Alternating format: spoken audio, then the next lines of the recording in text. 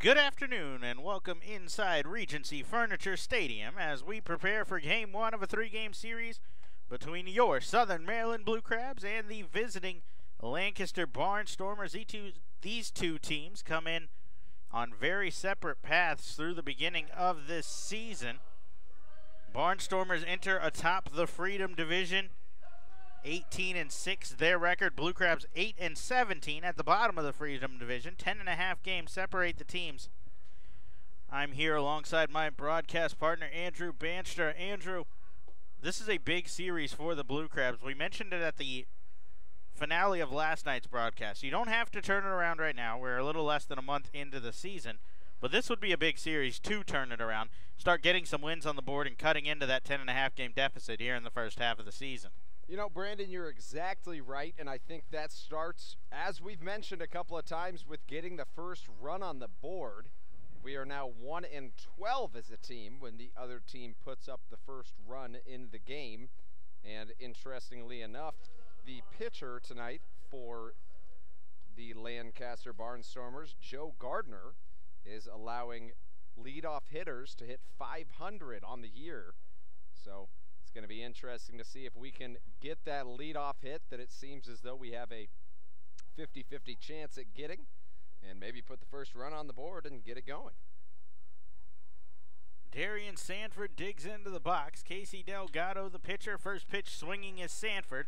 Hot shot back towards Delgado. He handles it himself and flips on to first. One pitch, one out. That's exactly the start you were looking for, because to get to the leadoff man against Gardner and still have the option to score the first run, Delgado's got to get through this top of the first inning unscathed, which is something that the Barnstormers have been on fire with. They've put up 137 runs in 24 games. They're hitting .282 as a team. That's the second highest batting average in the Atlantic League. And Darian Sanford is a guy that's very important to keep off the base pass, 14 stolen bases.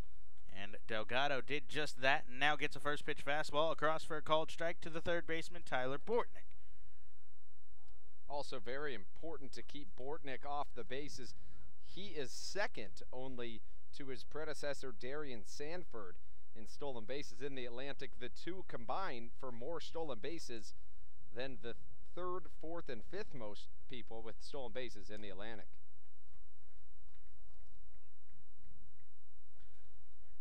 I believe you meant Rico Noel, not Tyler Bortnick there. Bortnick does have plenty of speed as well. Noel has 11 stolen bases. Bortnick has 4 on the season, though. As a breaking ball swung on and missed, Bortnick down on strikes, and quick work for Casey Delgado. Rico Noel is, in fact, still on this team. He's just batting ninth. He's dropped in the order. He fluctuates around depending on Sanford's availability, but Bortnick with plenty of speed. The Barnstormers, one of the fastest teams in the Atlantic League, the fastest by far, actually, as they have 49 stolen bases. The next highest is just 27. And excuse me on that, you're right, it is Rico Noel. Blake Galen, the number 3 hitter and right fielder, digs in now as Delgado looks for a very important 1-2-3 inning to start it off here and gets a fastball across for a called strike. Rest of the lineup for the Barnstormers: Joey Turdoslavich bats cleanup, Ryan Castile bats 5th, Trayvon Robinson 6th, Carlos Garcia 7th, Vladimir Frias, the shortstop, bats 8th, and Rico Noel, the aforementioned second baseman, bats 9th, as this one is fouled back into the screen from Galen, and Delgado is ahead, no balls and 2 strikes. Second meeting on the year between these two teams. The Barnstormers swept the Blue Crabs May 1st through the 3rd, a 3-game series, as Galen checks his swing, but able to lay off pitch that missed up and away, 1 ball and 2 strikes. Defensive alignment behind Delgado: left field Ryan Strasburger, center field Corey Vaughn, Teodoro Martinez in right, Angelis Nina at third base, Edwin Garcia at short, Johnny Bladell at second, Devin Rodriguez at first, and Austin Green, after the day off yesterday, back in the lineup today. Ground ball towards the first baseman Rodriguez. He'll pick, underhand toss to Delgado, covering in time, and a 1-2-3 inning starts the night for Casey Delgado. Just what you're looking for after you're the Blue Crabs starter, as no hard hit balls there, a couple of weak groundouts, no runs, no hits, no errors, nobody left on in the inning. They'll look for the all-important first run. Johnny Bladell leads it off when we come back on the Blue Crabs Broadcast Network. Hey, this is Sam Runyon, and you're listening to the Blue Crabs Broadcast Network.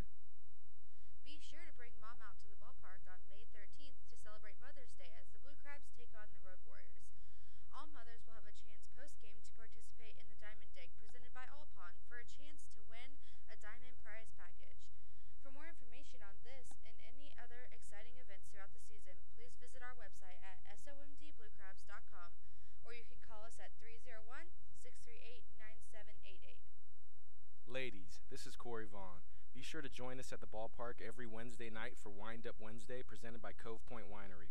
On select Wednesday nights throughout the year, ladies get in for just $5. You can also enjoy free wine samples from Cove Point, as well as free services from Therapeutic Massage and Wellness. For more information and the available dates, please visit us online at somdbluecrabs.com or call us at 301-638-9788.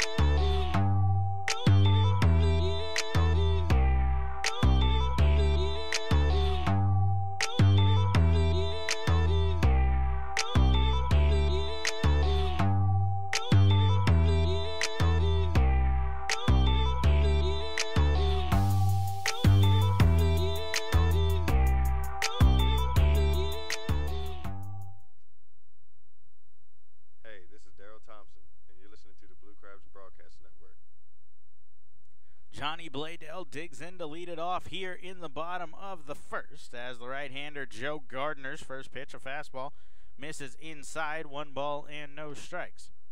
Gardner goes right back to the fastball in the inside corner, this time catches it, the count 1-1. Andrew, you have the numbers on Gardner. We've seen him once this year. How's he fared since then as Bladell swings through 1-2 now? Well, on the season, Gardner has had 4 starts. That's all his appearances. He has a 2-1 record with a 4.95 ERA. Batters are hitting .293 against him. Through 20 innings pitched, allowed 24 hits, 13 runs, 11 of them earned, 8 walks, 22 strikeouts. Gardner faced the Blue Crabs in that aforementioned series. He had the finale in that one as he kicks and delivers. Bladell fights one off out of play the other way to stay alive. Gardner in that game against the Blue Crabs, 4 innings, 9 hits, 6 runs, 4 of them earned, 2 walks, 6 strikeouts. He was the opening day starter for the Barnstormers against the York Revolution as he comes inside and hits Bladell here. So Johnny Bladell is aboard with a hit by pitch. Gardner has been trying to work the inside corner, but just a little bit too far that time. That is the first time Joe Gardner has hit a batter all year long, and it looks like that is a good sign for the Blue Crabs, as maybe you look for a bunt here to move Bladell over. Blue Crabs need that all-important first run. Edwin Garcia has been hot at the plate. I know that right away like this, I would be laying down a bunt, but with Garcia at the plate, you can understand maybe if they don't.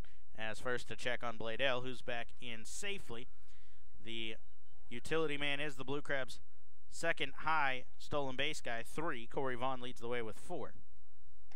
First pitch, fastball from Gardner, catches the outside corner, no balls and 1 strike. Blue Crabs with 9 stolen bases on the season. That number would be 3rd on the Lancaster Barnstormers team to show you the difference in speed between these two teams and the reason Casey Delgado has got to keep the base runners off the base pass.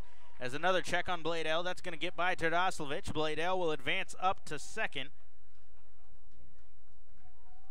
And that's going to be an error on the pitcher. And Bladell moves himself into scoring position. After that first pickoff move, it was a little alarming how slow the move was over to first, and that one, the alarm went off as he really overthrew it. Almost took off the head of first base coach Joe Walsh.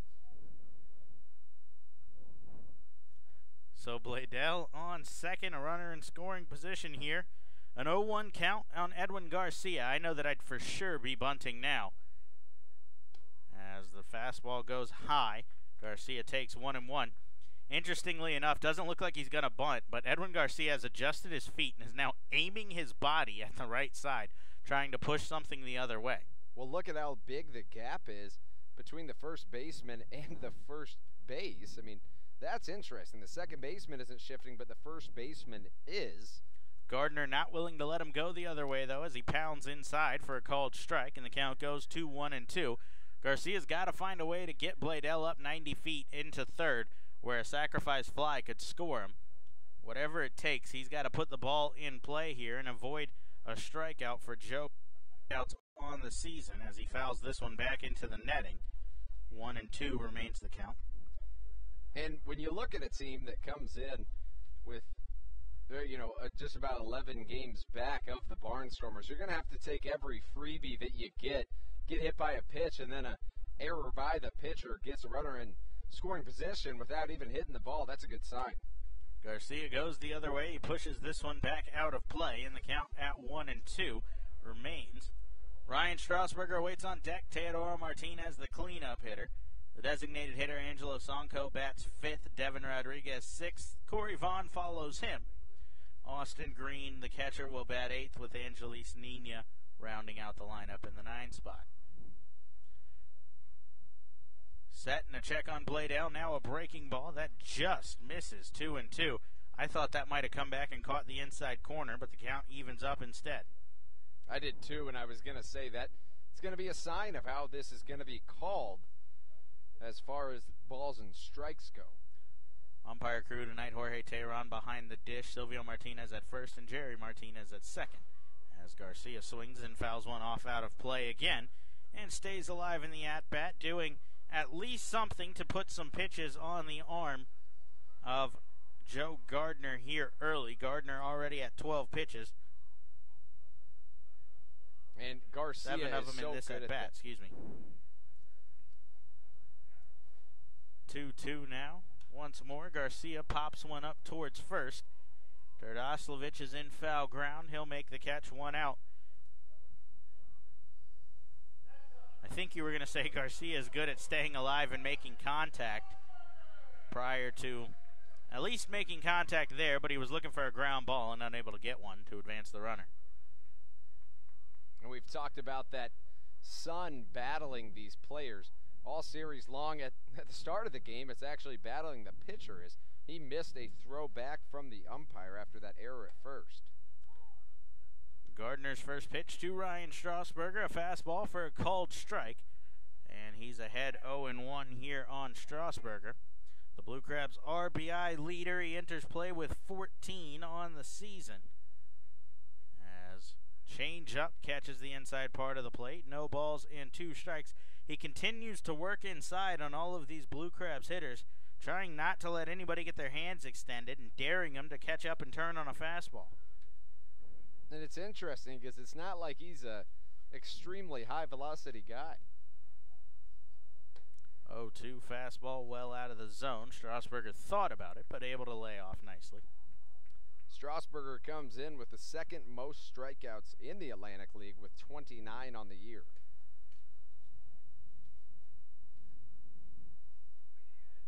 Gardner comes set, kicks and delivers another fastball. That one high out of the zone. Strasburger able to lay off the one in his eyes, and the count evens up at 2-2.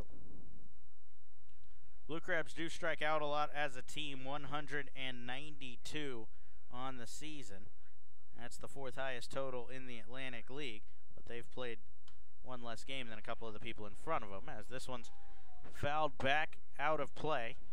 I think that one, once again, Andrew, landed right on top of our heads. Yeah, I thought I was catching that one, or at least going to get hit by it at first, but I believe in you. You're a first baseman. You can catch it. Well, yeah, I am, but I don't know. It's a little different up here. The count at 2-2 on Strasburger with the man in scoring position. Gardner elevates that fastball again, and Strasburger once again thinks about offering, but able to lay off.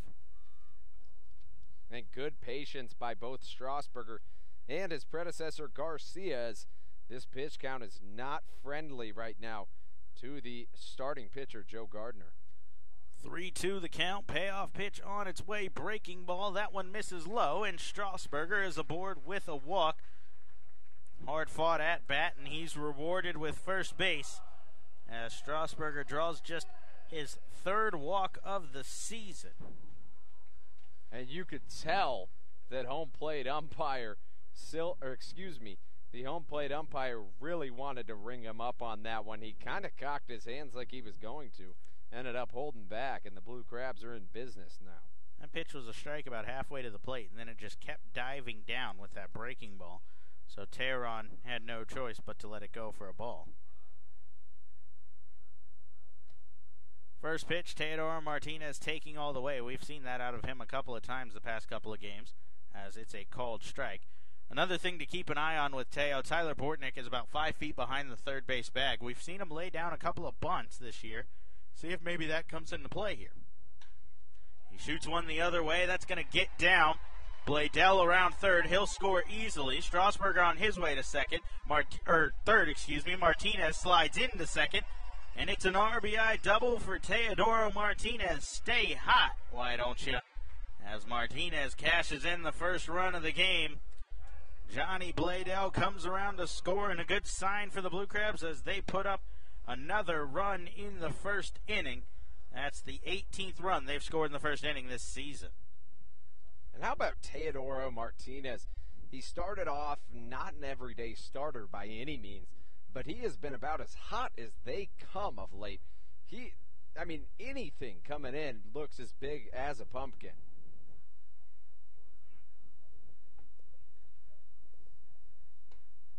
That'll bring in Angelo Sonko, who takes first pitch fastball up and away, 1 ball and no strikes. Last night, maybe something of a breakthrough for Angelo Sonko, as he was 0 for here at home until going 2 for 4 last night, the multi-hit day. See if maybe he'll turn things around and catch fire here for the Blue Crabs in the middle of the lineup. Second and third, 1 out as the 1-0 pitch misses outside. 2 balls and no strikes.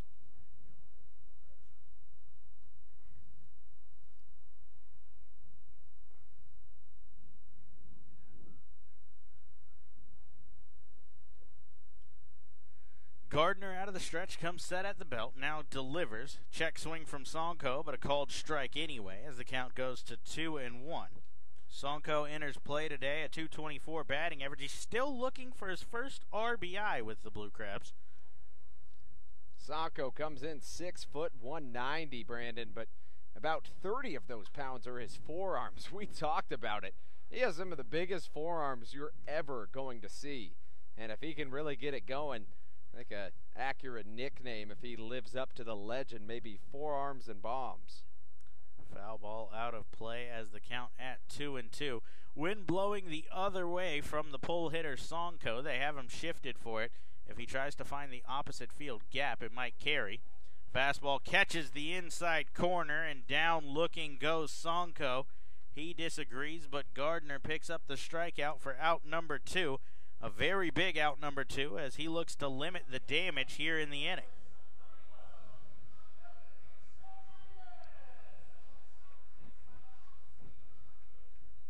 And if you have to have 2 outs with 2 runners in scoring position, I think if you didn't have Teodoro Martinez up right now, you'd want the guy that's standing in the left-handed batter's box, Devin Rodriguez, in the box. He's been absolutely on fire lately as well. Rodriguez, first pitch swinging grounder towards short. Frias is there. He fires to Tadaslovic at first. And Gardner limits the damage to just 1 run in the inning. The Blue Crabs get the all-important first run on 1 hit, no errors, but they leave 2 on base. Delgado back to the mound with a lead, 4-5-6 when we come back on the Blue Crabs Broadcast Network. Hey, this is Brandon Compton, and you're listening to the Blue Crabs Broadcast Network. Celebrate the history of our national pastime at the National Baseball Hall of Fame and Museum in Cooperstown. See priceless treasures that will bring your baseball memories to life. Cooperstown is where you, your family, and your friends can relive baseball's greatest moments and honor the all-time greats of the game. Plan your family visit today at baseballhall.org. Join the Blue Crabs in DC 101 on Saturday, June 9th, as we celebrate the anniversary of an iconic baseball promotion gone wrong, the Cleveland Indians 10-cent beer night from 1974. We're going to do this one right with a commemorative, reusable solo cup giveaway, courtesy of DC 101, and the opportunity to buy one, and only one, 10-cent beer that night. To be a part of this celebration, get your tickets online at somdbluecrabs.com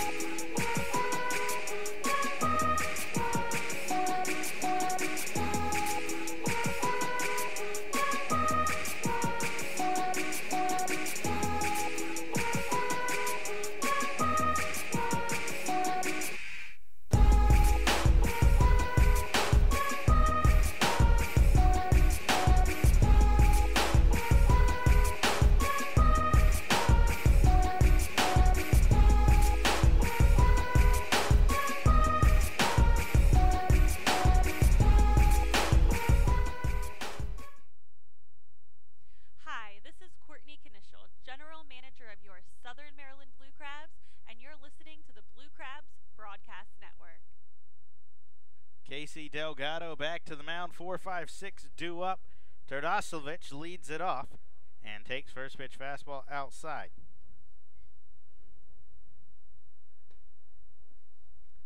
Swinging here as the count evens up at 1-1 now. Terdoslovic batting cleanup and playing first base. 275 average, 4 home runs, 22 RBIs on the season for him, as he actually waits a little too long on a curveball here and swings through it.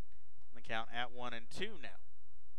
22 RBIs, good for third in the Atlantic. He's absolutely been crushing the ball this season when he needs to.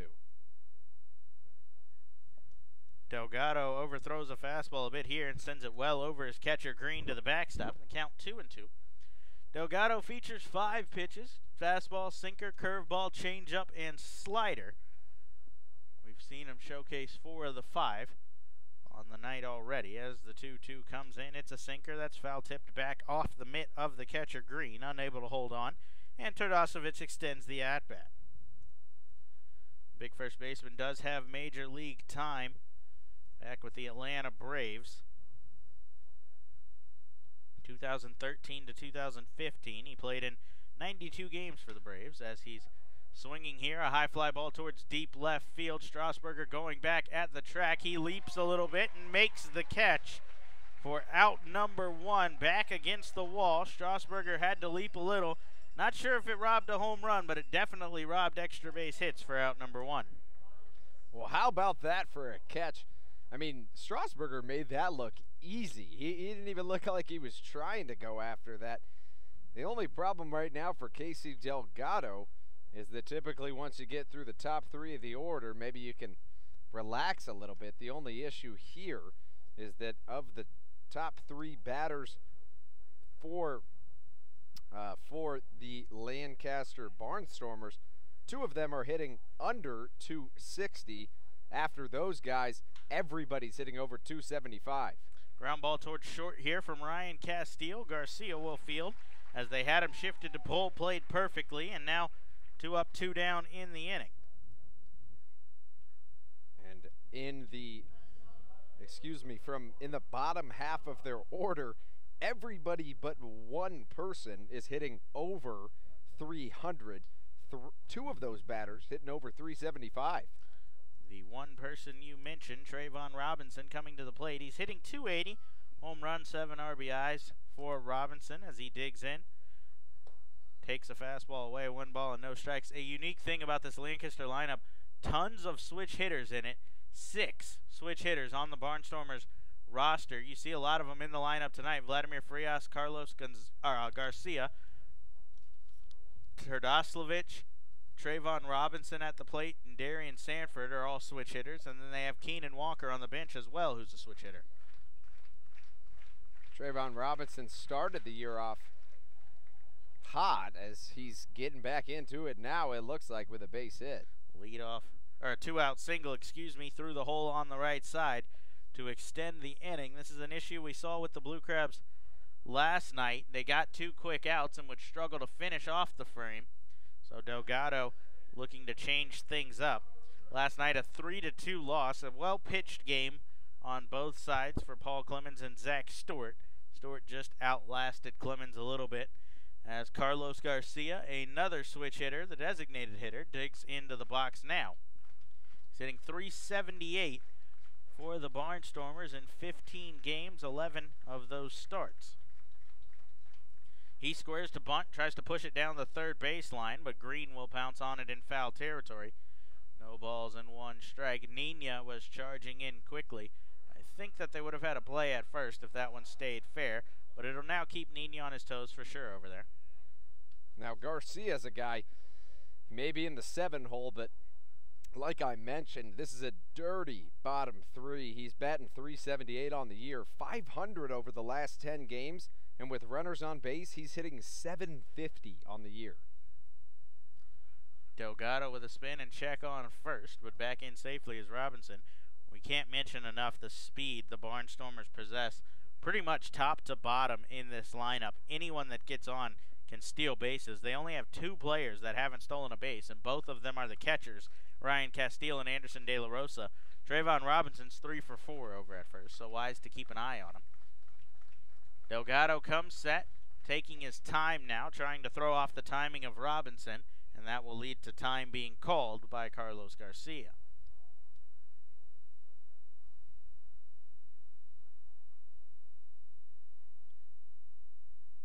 Garcia steps out and resets. Delgado does the same on the mound and now ready. Delivers a fastball. Garcia thinks about offering, but able to lay off, and the count evens up. 1 ball and 1 strike. Shortstop Vladimir Frias awaits on deck. He's hitting .314 on the season as well. It doesn't get any easier from here for Delgado as he looks to get out of this inning and avoid the 2-out rally. Ready now for the 1-1. Late time called. Robinson was off on first move, but Garcia paused action, and it was granted by Tehran behind the plate. So the count will remain at 1-1. Robinson might have tipped his hand there a little bit, and we'll have to head back to first.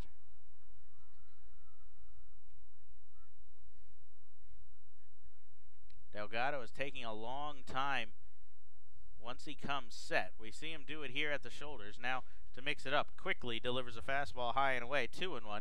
Mixing up the moves, trying to keep the runners off balance. That's good for a pitcher to do. Delgado's been successful in this at-bat, getting Garcia uncomfortable enough to call time twice.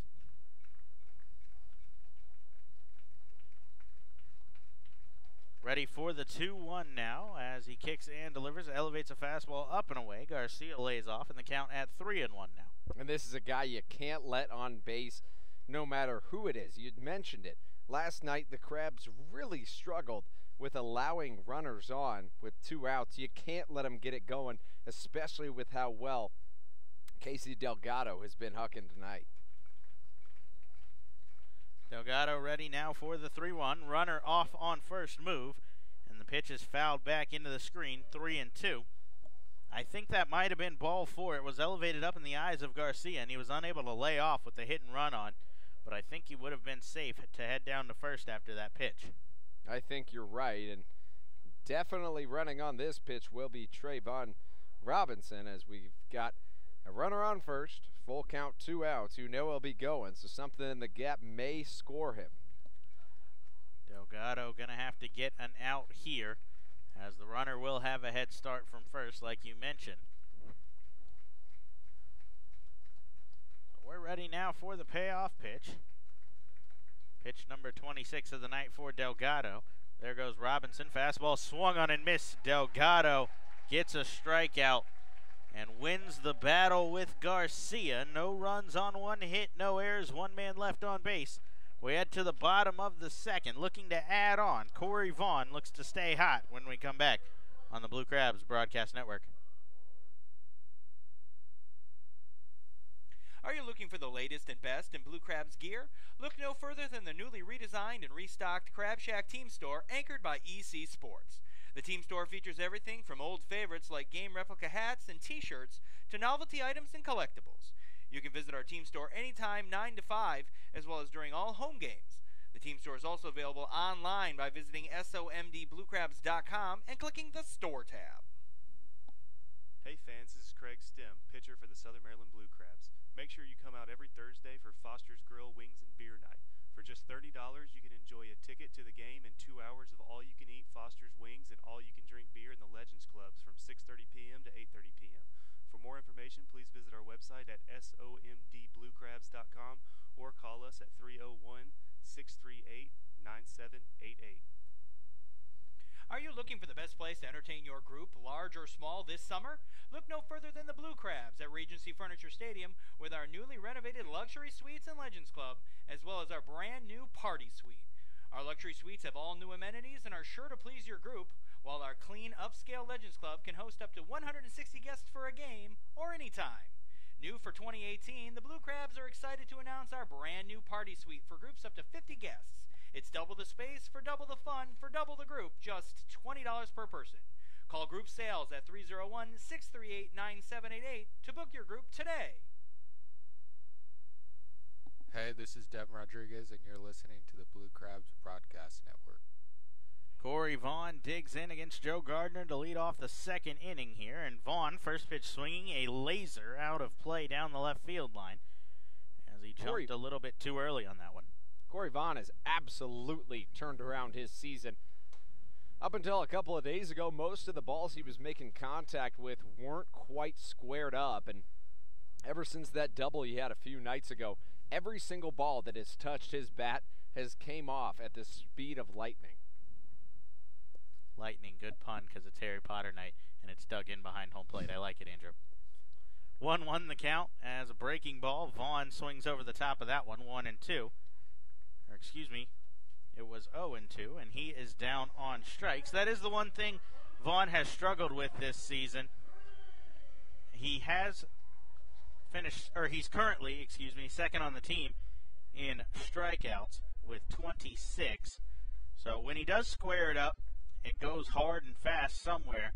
It's the issue of squaring it up and making contact as Austin Green digs in now and takes on the outside corner, 0-1.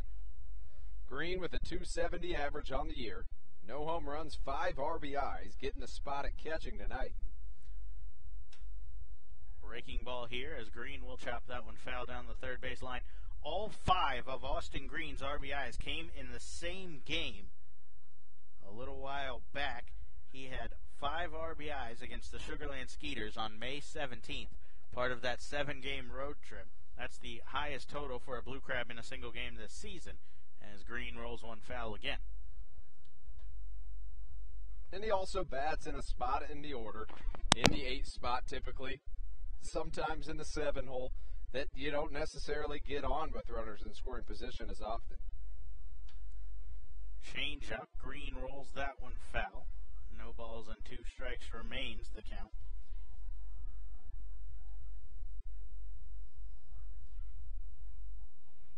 That game on the 17th in which Green had 5 RBIs, Blue Crabs won 10-8. It's one of just 2 wins they've had since May 16th. They're looking to turn things around in this series. They've fallen from, at the time of that win, 4.5 games out to now 10.5 out in that stretch. But you mentioned it, how important it would be to take a couple from the Barnstormers in this series. Not only would it take away some of the deficit the Blue Crabs find themselves in currently, but at the same time, it would also give them a lot of confidence. If you can beat this squad, you can beat anybody. Barnstormers have shown throughout the year to be the top team in the Atlantic League as Green fouls one off once again and remains in the at-bat. Barnstormers at 18-6, the second best record in the league, 15-7. The Somerset Patriots on the other side. Barnstormers snapped off a 12-game winning streak at one point that was just snapped yesterday as a roller out towards short. Frias is up and fires across the diamond for out number 2. Frias has some sputter smooth hands over there at shortstop. That was a very fast transfer. 2 of the better shortstops in the Atlantic League in action with Frias and Garcia today. Frias was actually in line to battle Garcia for the shortstop of the year last year in the red, white, and blue all-defensive team before he got picked up late in the year and freed up Garcia for an easy run to the title. As a called strike leads off to Angelis Nina here. Nina getting the start at third base again as Frank Martinez continues to struggle as a fly ball out towards right field. Galen and Sanford coming together. Galen will make the call and make the catch for a 1-2-3 inning. No runs, no hits, no errors, nobody left on base. Martinez, as I was saying, still struggling with injury, but we're hoping to get him back full time here shortly. So no runs in the inning. We head to the top of the third, a 1-0 ball game here in Southern Maryland. 8-9-1 due up when we come back on the Blue Crabs Broadcast Network. Paint the Park Pink returns to Regency Furniture Stadium on June 16th as the Blue Crabs host the York Revolution. Be sure to come out and support Maryland Charles Regional Medical Center as they aim to raise awareness for breast cancer. The Blue Crabs will host a post-game jersey auction with all proceeds returning to MCRMC. For more information on this or any other exciting events throughout the season, please visit our website at somdbluecrabs.com or you can call us at 301-638-9899. 9788. Hey kids, this is Joey Wagman from the Southern Maryland Blue Crabs.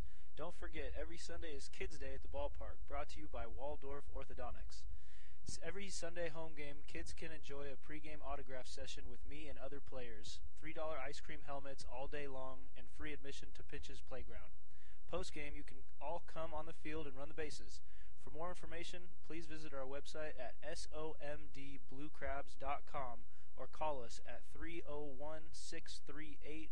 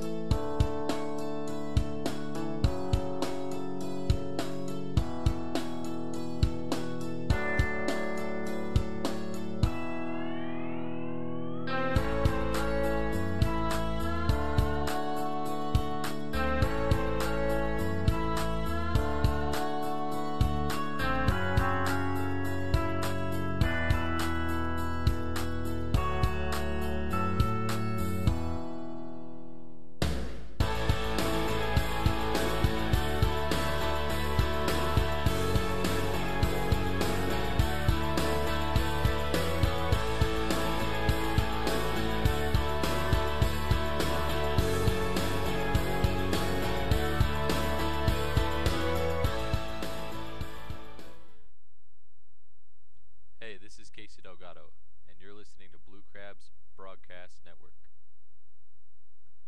8-9-1 due up in the inning. Vladimir Frias leads it off and takes first pitch fastball from Casey Delgado outside. 1 ball and no strikes.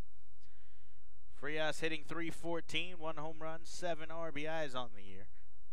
As Delgado comes inside, 2 balls and no strikes. Not a guy you're willing to lose, as the Atlantic League leader in batting average, Rico Noel, awaits on deck. He's hitting .444, coming into play today.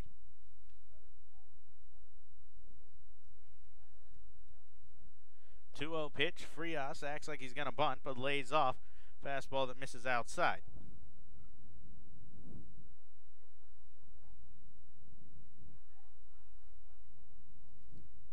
Probably taking all the way here, as Delgado with a get-it-over fastball challenges it, and he is. 3-1 the count. Frias, another batter with good speed. He's 3 for 4 in stolen bases as well. I feel like you can say that up and down this lineup, though.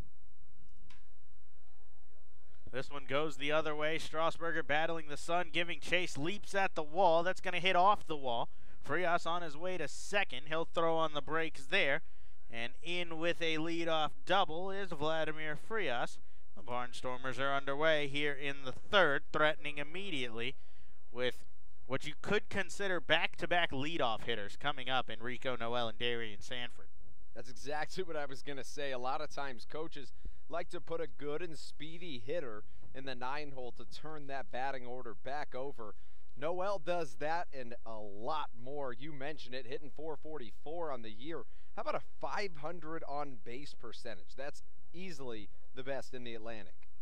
Rico Noel with 17 runs scored on the season as well. That ties him for 5th in the Atlantic League, as he takes first pitch up and in for a ball, 1-0.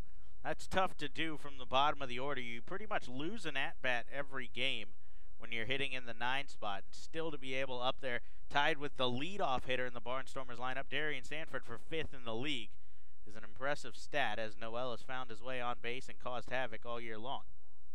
Swings here and hits one off of his foot in the box, and he's down in a heap on home plate as he's struggling here. That'll bring out the athletic trainer Jared Binner for a look at Noel, and manager Ross Peoples will come down from third base and check on his number 9 hitter and basically second leadoff hitter, if you ask the Barnstormers what they consider Noel. And you mentioned the fact that you basically lose an at-bat, and that's why I think it's so interesting to put Carlos Garcia in the 7-hole, your second best hitter average-wise, .378, and then Vladimir Frias in the 8-hole, hitting third best on the team. And then you put your best hitter average-wise, Rico Noel, in the 9-hole. Delgado set now for the 1-1 as Noel will look to continue on, and Delgado does not back down at all as he goes right back inside, and Noel leans out of the way. 2 balls and 1 strike now. Delgado looking to test Noel, try to get him to potentially attempt to turn on something and foul it off again.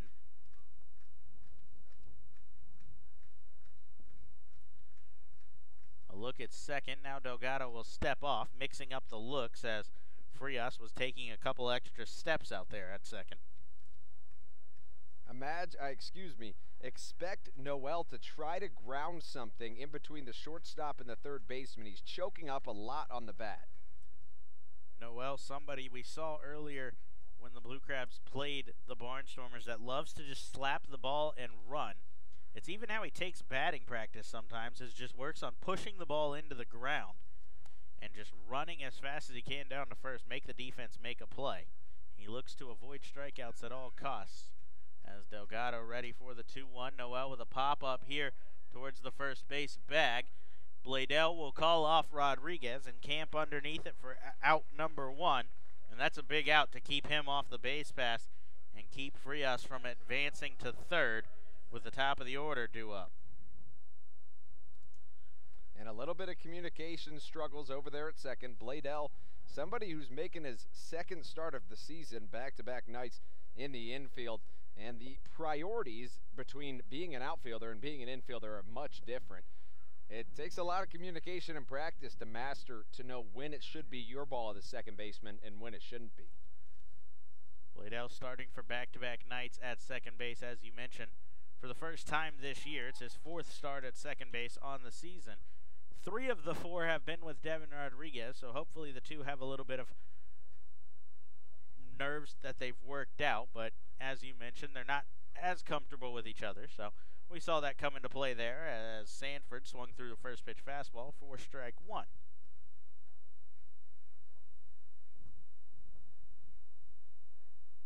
Frias in scoring position.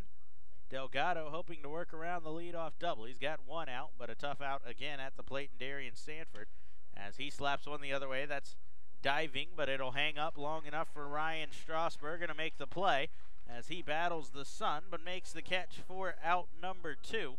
So back-to-back big outs, and now that brings in Tyler Bortnick with a chance to escape the inning. And Bortnick has struggled to start this year. He's got the lowest batting average in the starting lineup tonight for the Lancaster Barnstormers at just .221.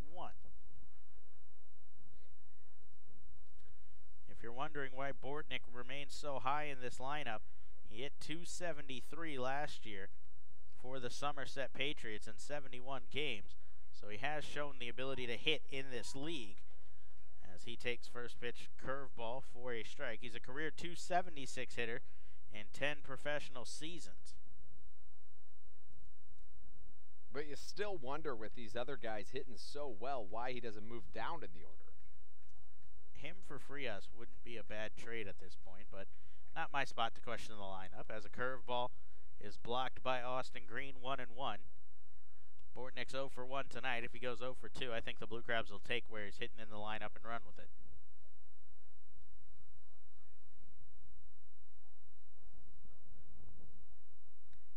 Bladell, the second baseman, is holding Frias, trying to shorten up that lead, potentially make him have to hold on a line drive to the outfield.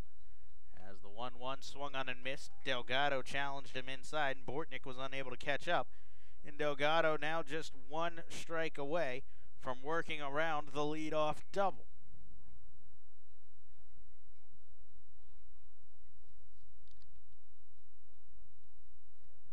See if Delgado goes back to the breaking ball here. I would expect an elevated fastball, though, not wanting to speed up the bat of Bortnick, who's been behind a pair of them. Delgado comes set. We'll see the pitch call as he kicks in, delivers. It is that elevated fastball, but Bortnick able to lay off. 2-2 the count now. And it's interesting, he keeps going to that elevated fastball despite not much chase from this Barnstormer squad. Again, not wanting to speed up the bat of some of these guys. Bortnick in particular, who we've seen behind it a couple of times already tonight. So it makes sense to try to blow a fastball by him. We'll see if maybe he goes with the off-speed stuff now, though, as he comes set, steps off the back of the rubber, and will reset.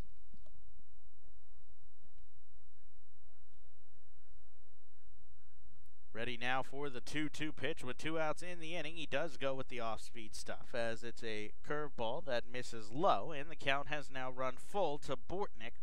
Blake Galen awaits on deck. That's a bat that you would like to save for another time, specifically the 4th inning at this point. Galen with 8 home runs last year for the Barnstormers in 54 games. He then hit 7 in Double-A for the Los Angeles Dodgers as a member of the Tulsa Drillers.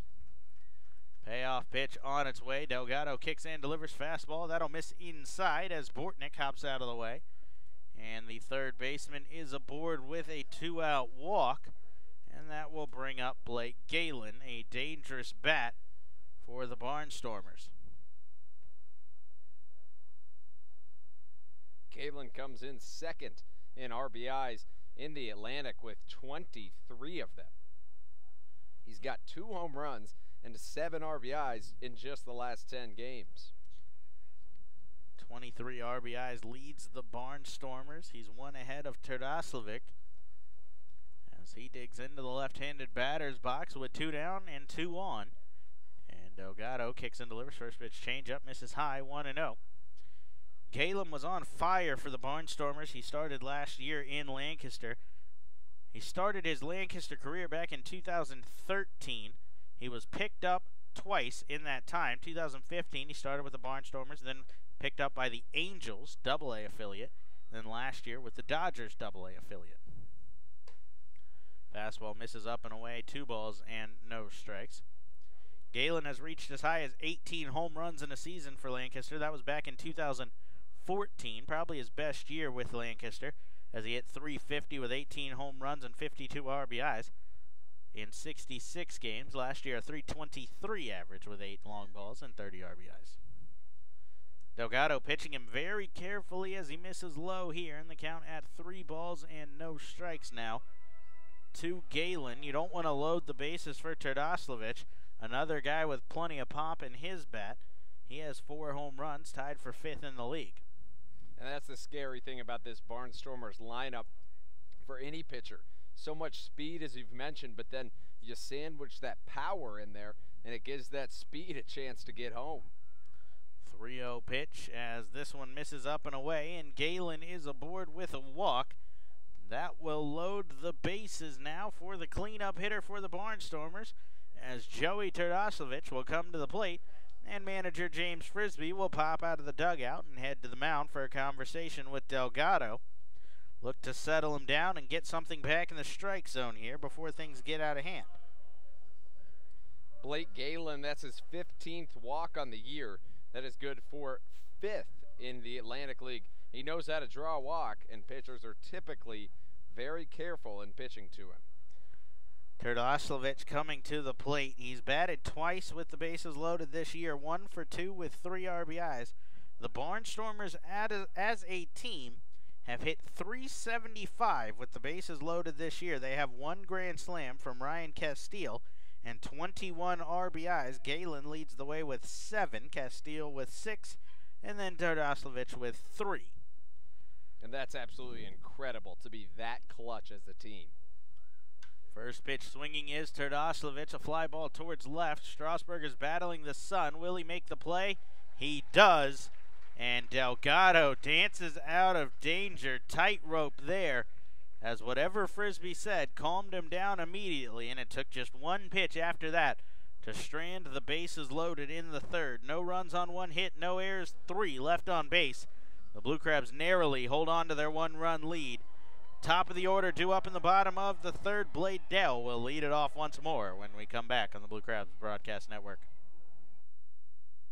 Hey, this is Cash Beecham, and you're listening to the Blue Crabs Broadcast Network. There's no better way to celebrate Independence Day than with America's pastime. The fun starts a day early this year, and we begin our celebration with a warm-up fireworks spectacular following the game on July 3rd. Then be sure to join us again on the 4th as we take on the Somerset Patriots for the Red, White, and Blue Crabs celebration featuring another post-game fireworks spectacular. For more information on this or to ensure your seat today, please visit our website at somdbluecrabs.com or you can call us at 301-638-9788. Hey fans, this is Sam Runyon, right-handed pitcher for the Southern Maryland Blue Crabs. Make sure you come out every Thursday for Foster's Grill Wings and Beer Night. For just $30, you can enjoy a ticket to the game and 2 hours of all-you-can-eat Foster's Wings and all-you-can-drink beer in the Legends Club from 6:30 p.m. to 8:30 p.m. For more information, please visit our website at somdbluecrabs.com or call us at 301-638-9788.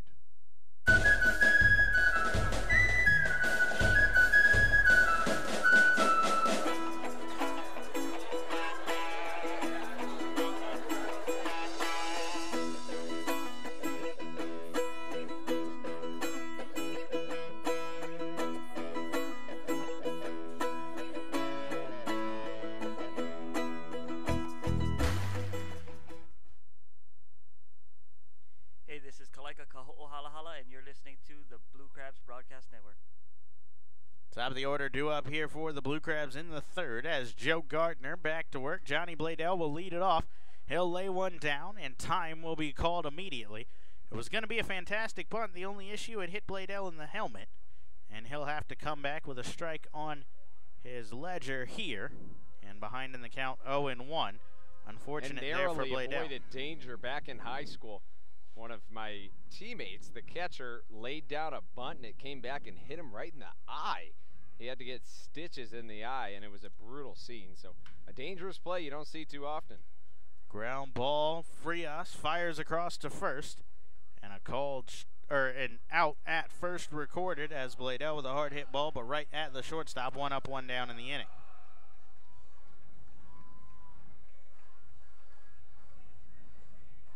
That'll bring up Edwin Garcia. Garcia popped out in foul ground to the first baseman in his first at-bat. They have a very strange shift on Edwin Garcia as Gardner ready for the first pitch. Called strike, 0-1. If you look, the first baseman Terdoslavich and Rico Noel are playing maybe within 5 feet of each other as far as side to side, but very far apart as far as depth, as Garcia hammers one out towards left center field. Heading back to the wall is Sanford. He'll play it on one hop off the fence, and Edwin Garcia pulls it into the gap for a double. A long double there for Garcia as he narrowly missed his second home run of the season. And he's in scoring position with one down for Ryan Strasburger. And Strasburger, the leading RBI man for the Blue Crabs. Brandon, it was strange on that last play. I don't know if you saw in center, Sanford, the center fielder, jumped up to avoid that being a ground rule double, which is just strange considering that it could have been a triple by Edwin Garcia. So it was just interesting. Never quite seen something like that. Whole defensive alignment there for the Barnstormers. Strange as first pitch to Strasburger misses, so Gardner comes set now for the 1-0. We'll look back at second. Big swing, but over the top of it, and the count at 1-1 now on Strasburger. We saw him walk in the first inning. He was stranded at third after a double from Teodoro Martinez, though.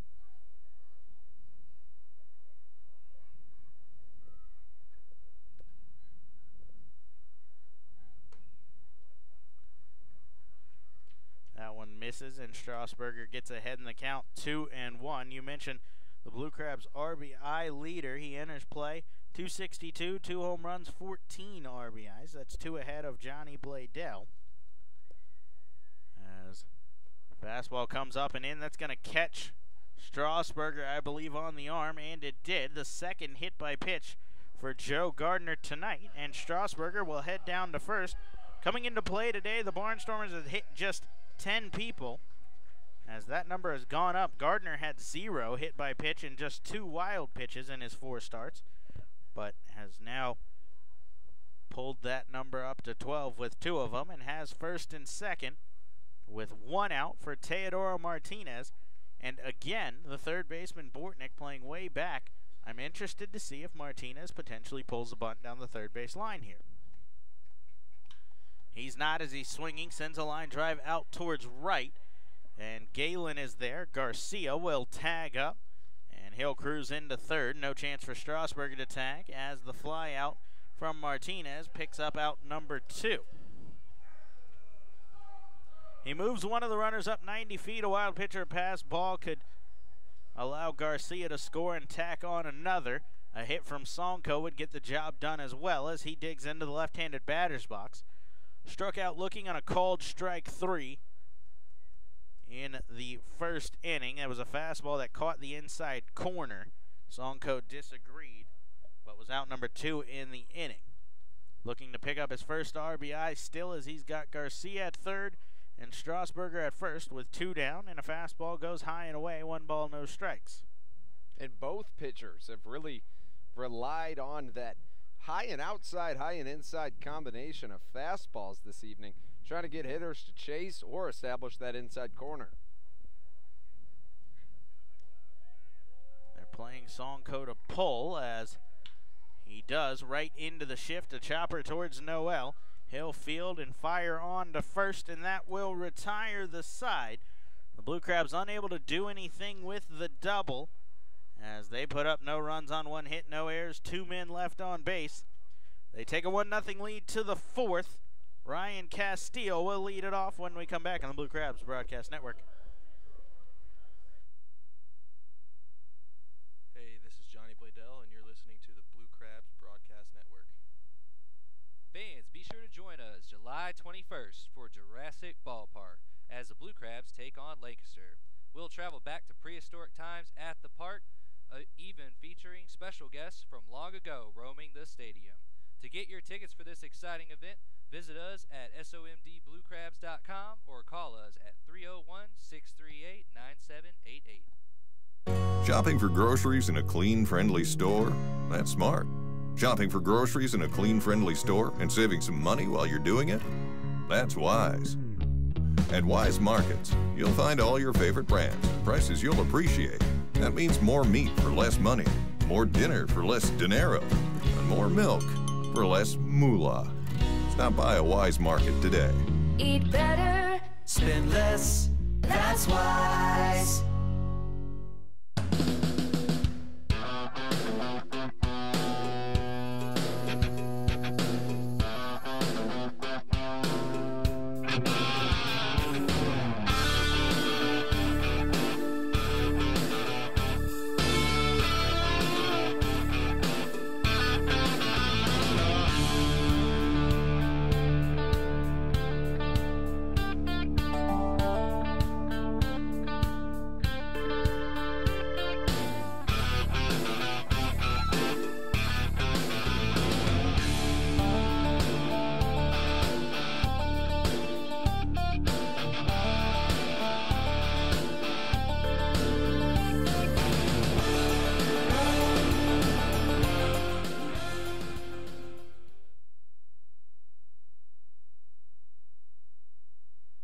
Back into Southern Maryland as we get going in the top of the 4th inning. Casey Delgado leads off the top of the 4th, facing off against Ryan Castile, and he starts it off with a strike on the low outside corner.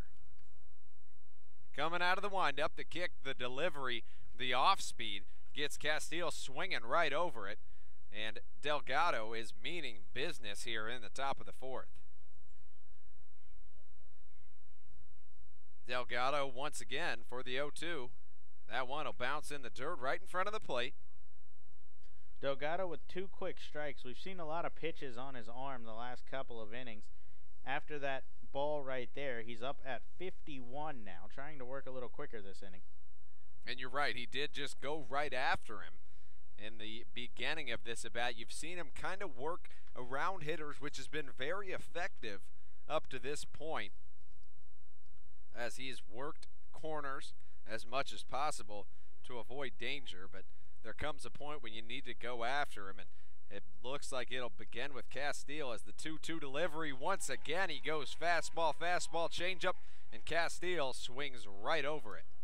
3rd strikeout of the night for Delgado as he looks to settle in here in the 4th. After a quick 1-2-3 frame in the 1st, he allowed a single and a long at-bat with Carlos Garcia in the 2nd, and then walked a pair to load the bases in the 3rd. So looking to mix things up here with the 5, 6, 7 in the lineup for the Barnstormers. As Trayvon Robinson will step into that left-handed batter's box, leading it off with a curveball in the dirt, will work the count up to 1-0. Delgado working off the right side of the rubber, comes in with the 1-0 delivery. He'll drive in a fastball. Nothing but foul tipped by Trayvon Robinson, who will take the honors of tossing it over to the ball boy in the third base home dugout. Robinson picked up the first hit in the Barnstormers' night, a single back in the second. One of just 2 hits on the line for Delgado. The real danger came with the pair of walks last inning. Robinson prepares for the 2-2, and it's going to be driven right up the middle, dropping in front of Corey Vaughn for a 1-out single.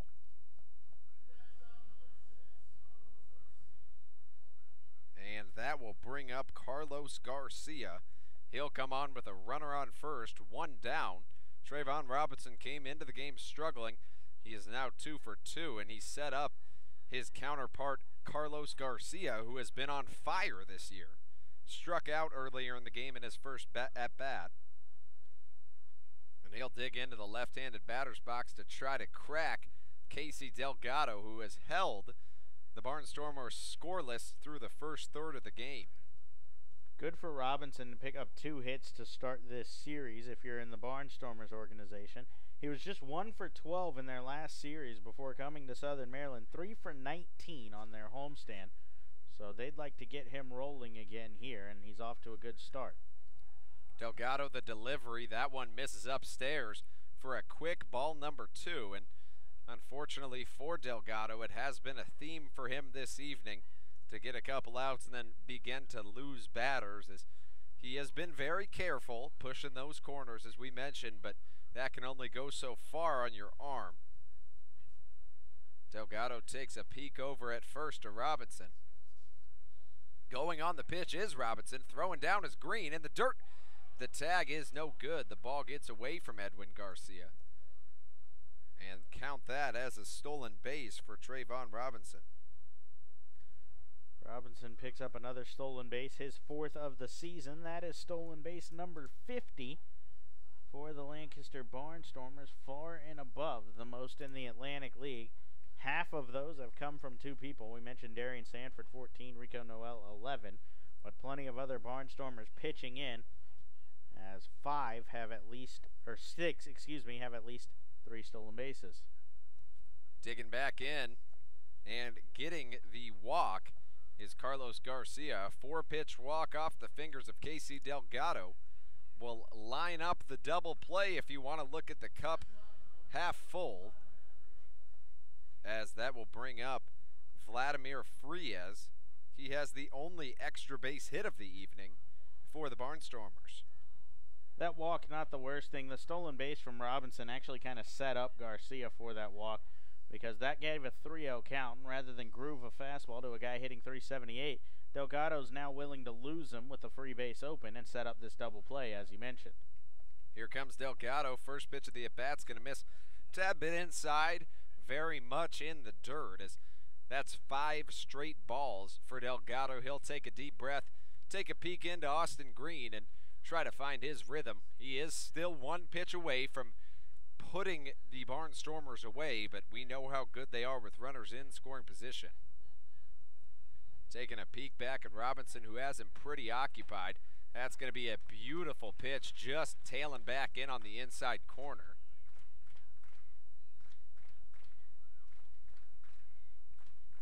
As time will be called, as Carlos Garcia got his sliding glove thrown at him by a teammate from outside of the dugout. Frias will dig back in. Frias has been hit by more pitches than anybody, make that 2nd most in the Atlantic League. He's been hit 5 times on the year, as he'll hit that one out of play into foul grounds, the left side of the field. As Delgado's worked himself back into a 1-1 count. 1-2. 2 on, 1 down. As Vladimir Frias will dig back in for his 2nd at-bat in as many innings. the pitch, and that's going to be fouled off the leg of Frias. Let's count that as another strike. As Barnstormers are really battling here with Delgado. We've seen it from Garcia and Robinson a couple of times. Now Frias. They're running the counts very deep, making Delgado throw a lot of pitches. He's up. The next one will be his 65th on the night. We're through just 3 1/3. Ideally, pitch number 65 gets us through 4 full with a double play ball as he comes set now. Delgado, the pickoff move, that could be in time, but no go as Carlos Delgado, Casey, I should say, Delgado sure thought that was an out at second base. As you mentioned it, he has 60 pitches on the night, but ideally, Coach Frisbee and the rest of the coaching staff would have him go as deep as his arm would allow, as if he's still pitching well, as 4 games in 3 days and 2 more in the next couple, with a couple more following that, is going to leave your bullpen. Although it's good now, you still want to save it as much as you can, as Delgado will deliver the pitch and a swing and a miss for strike number 3, and a big one at that, as that'll make it 2 outs. But unfortunately, I want to go back to that pickoff at second there. We didn't really get the chance to talk about it as we moved on from it. That was about as well executed as a pickoff as you're going to see. Garcia came crashing in from second base. Delgado put it on the money. I thought he had him. The entire coaching staff jumped off the bench and came up to the top rail to celebrate, and then Jerry Martinez waved safe. Delgado, Garcia, and all the coaches couldn't believe it, but not much of an argument to my surprise. And once again, you see Rico Noel stepping back into that right-handed batter's box. Noel, once again, really choking up on that bat. He finds ways on, and that is depicted by his best in the Atlantic League, 500 on the year on base percentage, as he'll get ready for the 1-0 delivery from Delgado that misses in the dirt. Green will take a step up, give a couple of words of encouragement that seemed to work last inning to Delgado. See if 2 times is a charm, as the shifty Noel will dig back into the box and prepare for the 2-0 delivery from Delgado. Delgado takes a look back at second. The pitch, and that's going to be grounded foul over by the third base coaching box. I'm a little surprised Noel was swinging there, as behind in the count 2-0, and a guy that's batting ninth with the leadoff man on deck. I'm taking till I get a strike there, with Delgado struggling with the command a little bit. So swinging at a 2-1 pitch low like that, where there's nothing you can do but beat it into the ground, is a little surprising in my eyes. And we'll see if Noel's is risky on this other pitch, as he sure is. Swings right through it, and Casey Delgado is looking to work out of just one more jam, get it 1 inning at a time, as he has been given a slim margin, but a margin nonetheless of a lead from his batting order, and he'd like to keep it that way. He hasn't made it exactly easy on himself, stranding 4 runners already, looking to make it 6 here. And a curveball's gonna be a money pitch, ringing up Rico Noel, and a big-time strikeout off the fingers of Casey Delgado will get him out of a jam.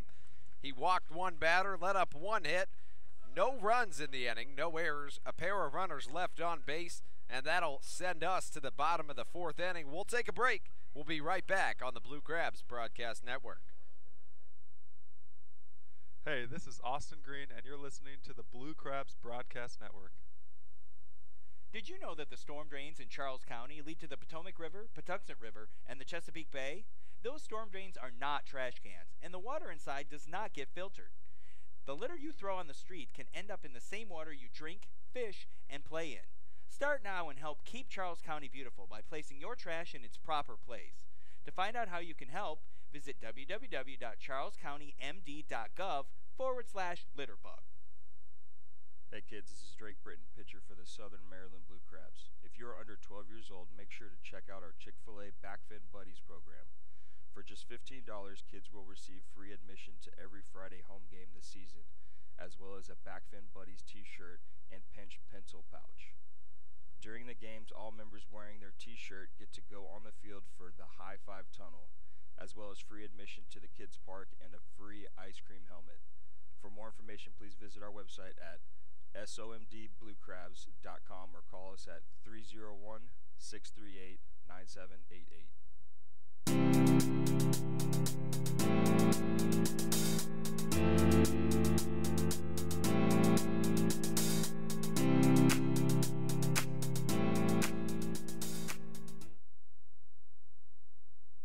Hey, this is Jose Gonzalez, and you are listening to the Blue Crab Broadcast Network. Welcome back to Regency Furniture Stadium as the bottom of the fourth inning is underway with a strike taken by Devin Rodriguez. Rodriguez and Sanko are going to start off. Sanko made the last out of the last inning, but Rodriguez poses a unique threat to Joe Gardner, as Gardner is only allowing a .206 average against right-handers, but as for left-handed batters, it is .354 as Rodriguez looks to beat this out. It's a no-go as Frias once again shows off those butter-smooth hands over at short. That'll be the first out of the inning for Gardner, as that'll bring up the big Corey Vaughn. Vaughn comes in rocking a .210 average, 3 home runs on the year, 8 RBIs.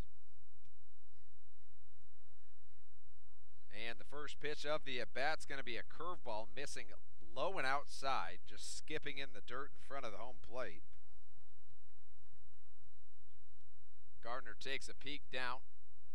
Out of the windup, the delivery, that's going to be another curveball. This time it will catch the zone. And that'll run the count up to 1-1 to Corey Vaughn.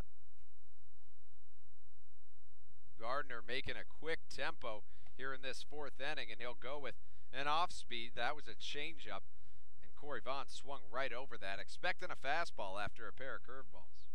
Well, we saw Vaughn jump on a fastball and rip it into the stands in his first at-bat, and Gardner's thrown nothing but off-speed to him since then. Has very late time called here.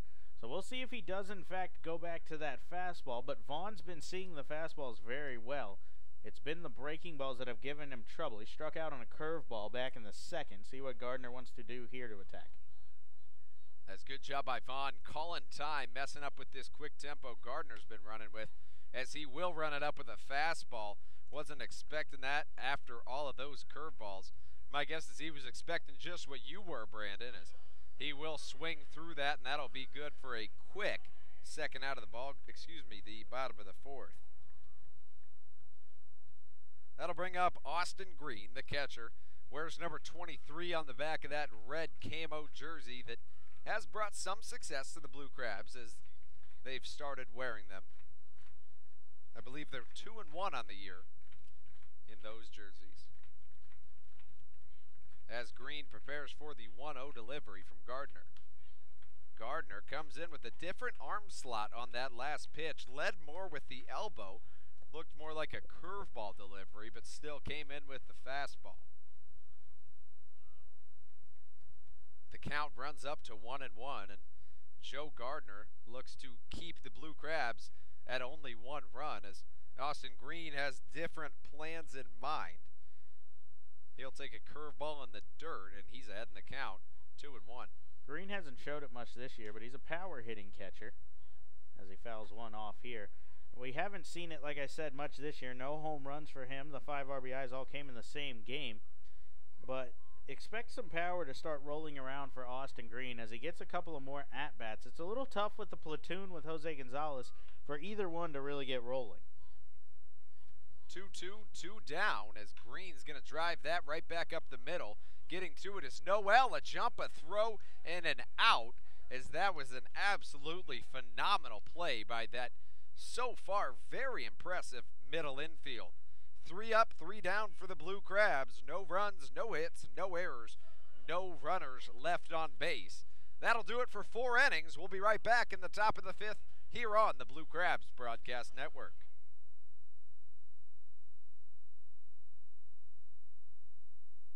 Hey, this is Ryan Strasburger, and you're listening to the Blue Crabs Broadcast Network. Blue Crabs fans, what's more American than baseball and a barbecue cookout? Quite frankly, the two go together like stars and stripes, rockets and red glare, and liberty and the pursuit of happiness.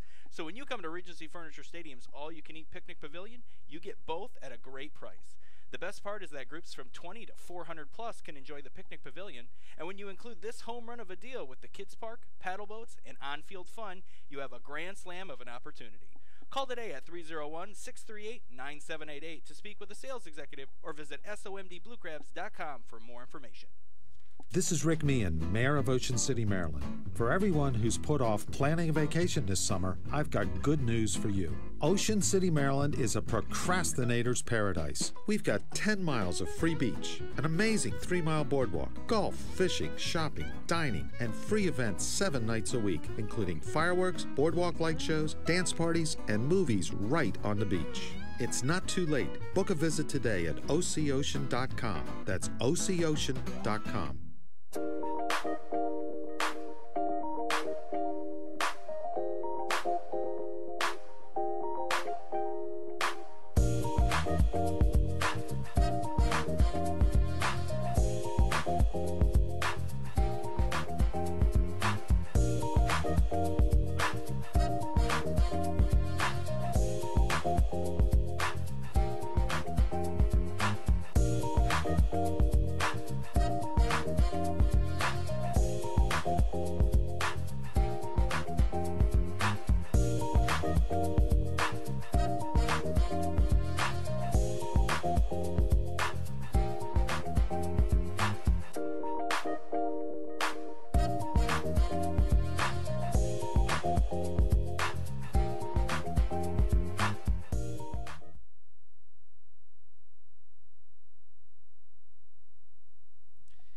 Hey, this is Edwin Garcia, and we are listening to the Blue Crab Broadcast Network.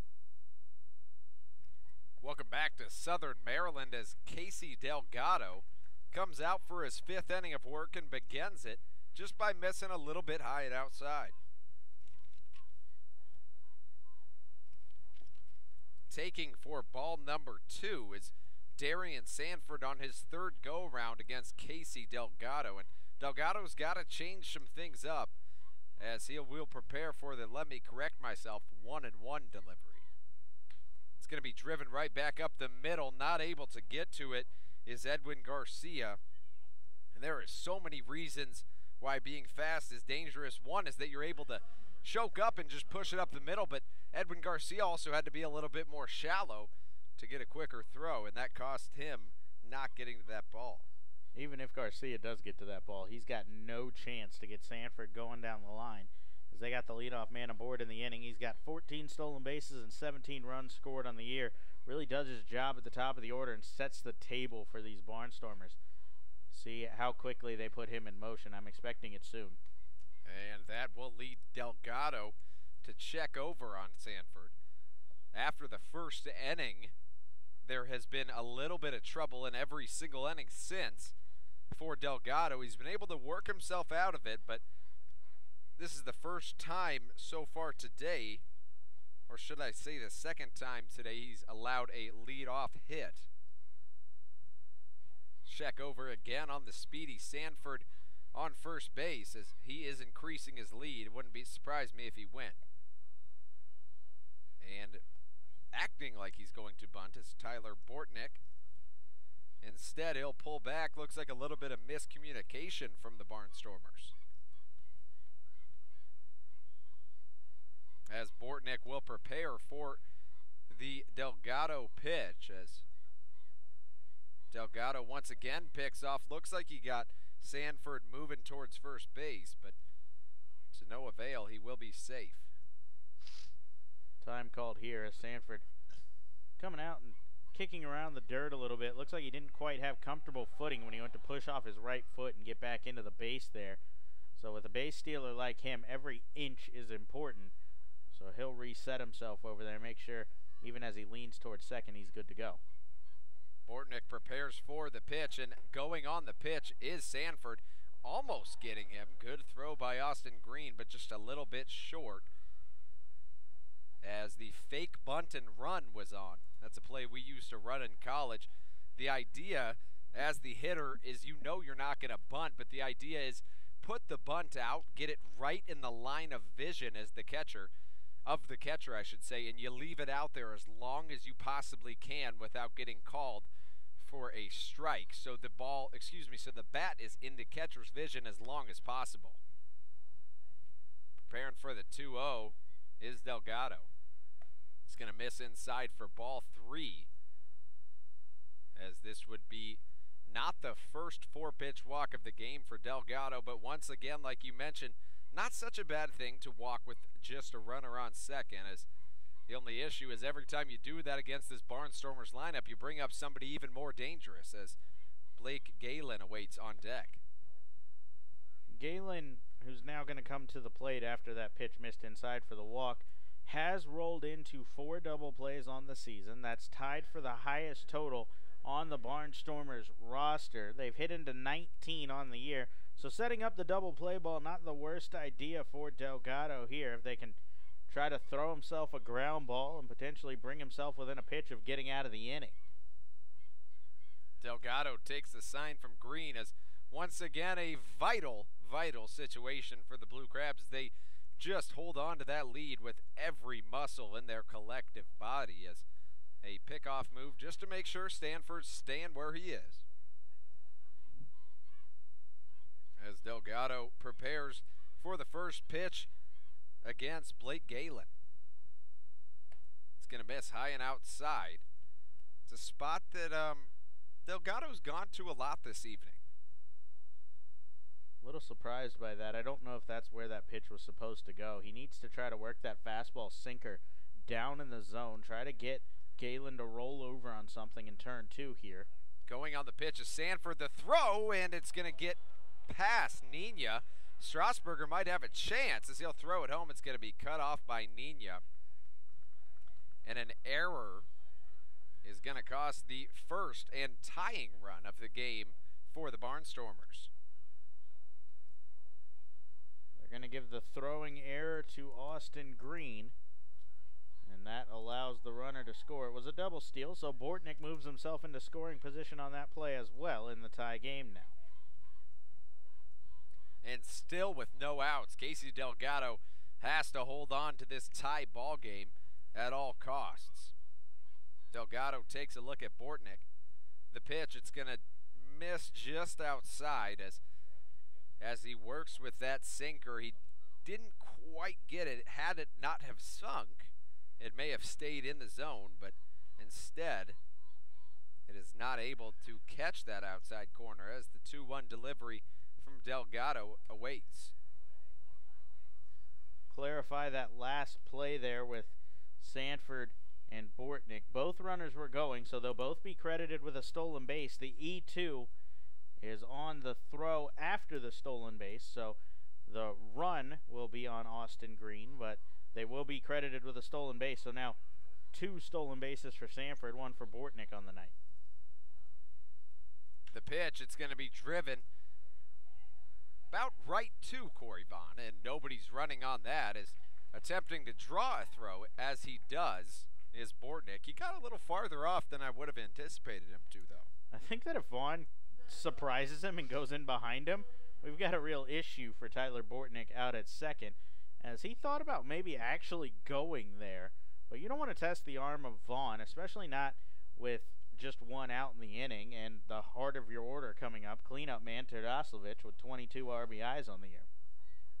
That's exactly right, as he showed off his arm last night. Even though the Barnstormers weren't in town, they know all about Corey Vaughn. As 1 is now down as the ball will be driven over to first base. And Devin Rodriguez has been absolutely phenomenal all year at first base. Nothing gets by him as there are now 2 outs as Delgado is trying to turn a 2 runners on base, no out situation into just 1 run and hold on to that tie ball game. That'll bring up the lethal bat of Ryan Castile, a rare right-hander in this lineup, a rare non-switch hitter in this lineup. Delgado prepares for the first pitch. It's going to be a curveball. just missing on the outside corner, but chasing it is Castile. And he'll foul that over into third base territory. 2 down, 1 on. The runner at third is Tyler Bortnick. He advanced to second on the stolen base. Advanced to third on the sacrifice fly, or should I say the fly out to Corey Vaughn in center.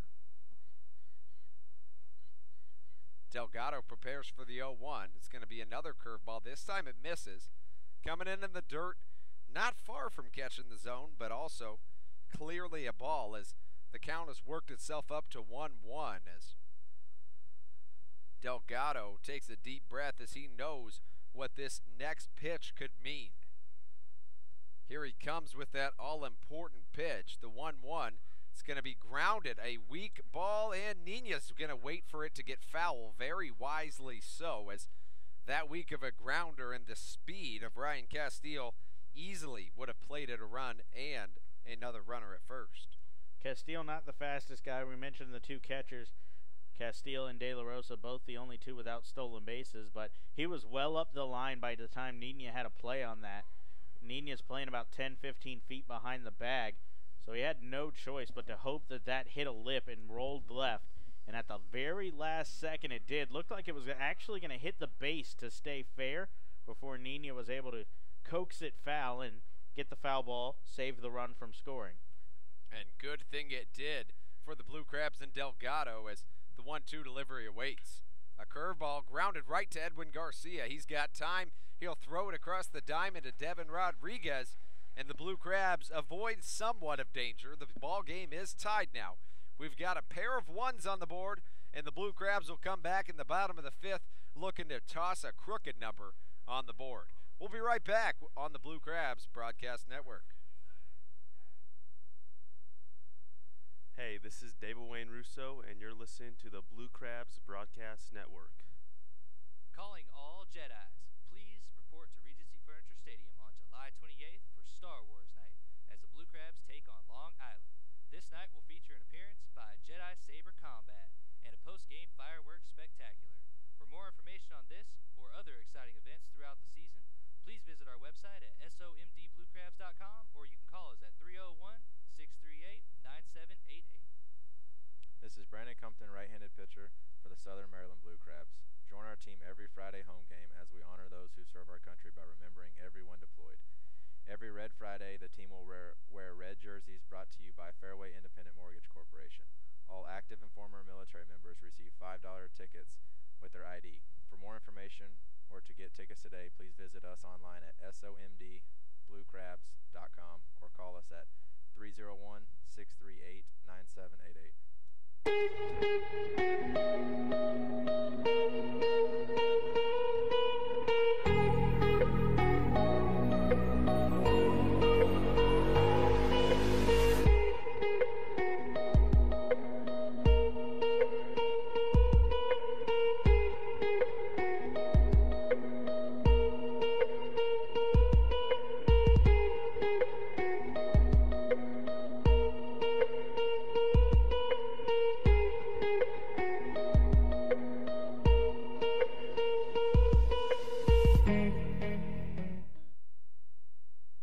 Hey, this is Corey Vaughn, and you're listening to the Blue Crabs Broadcast Network.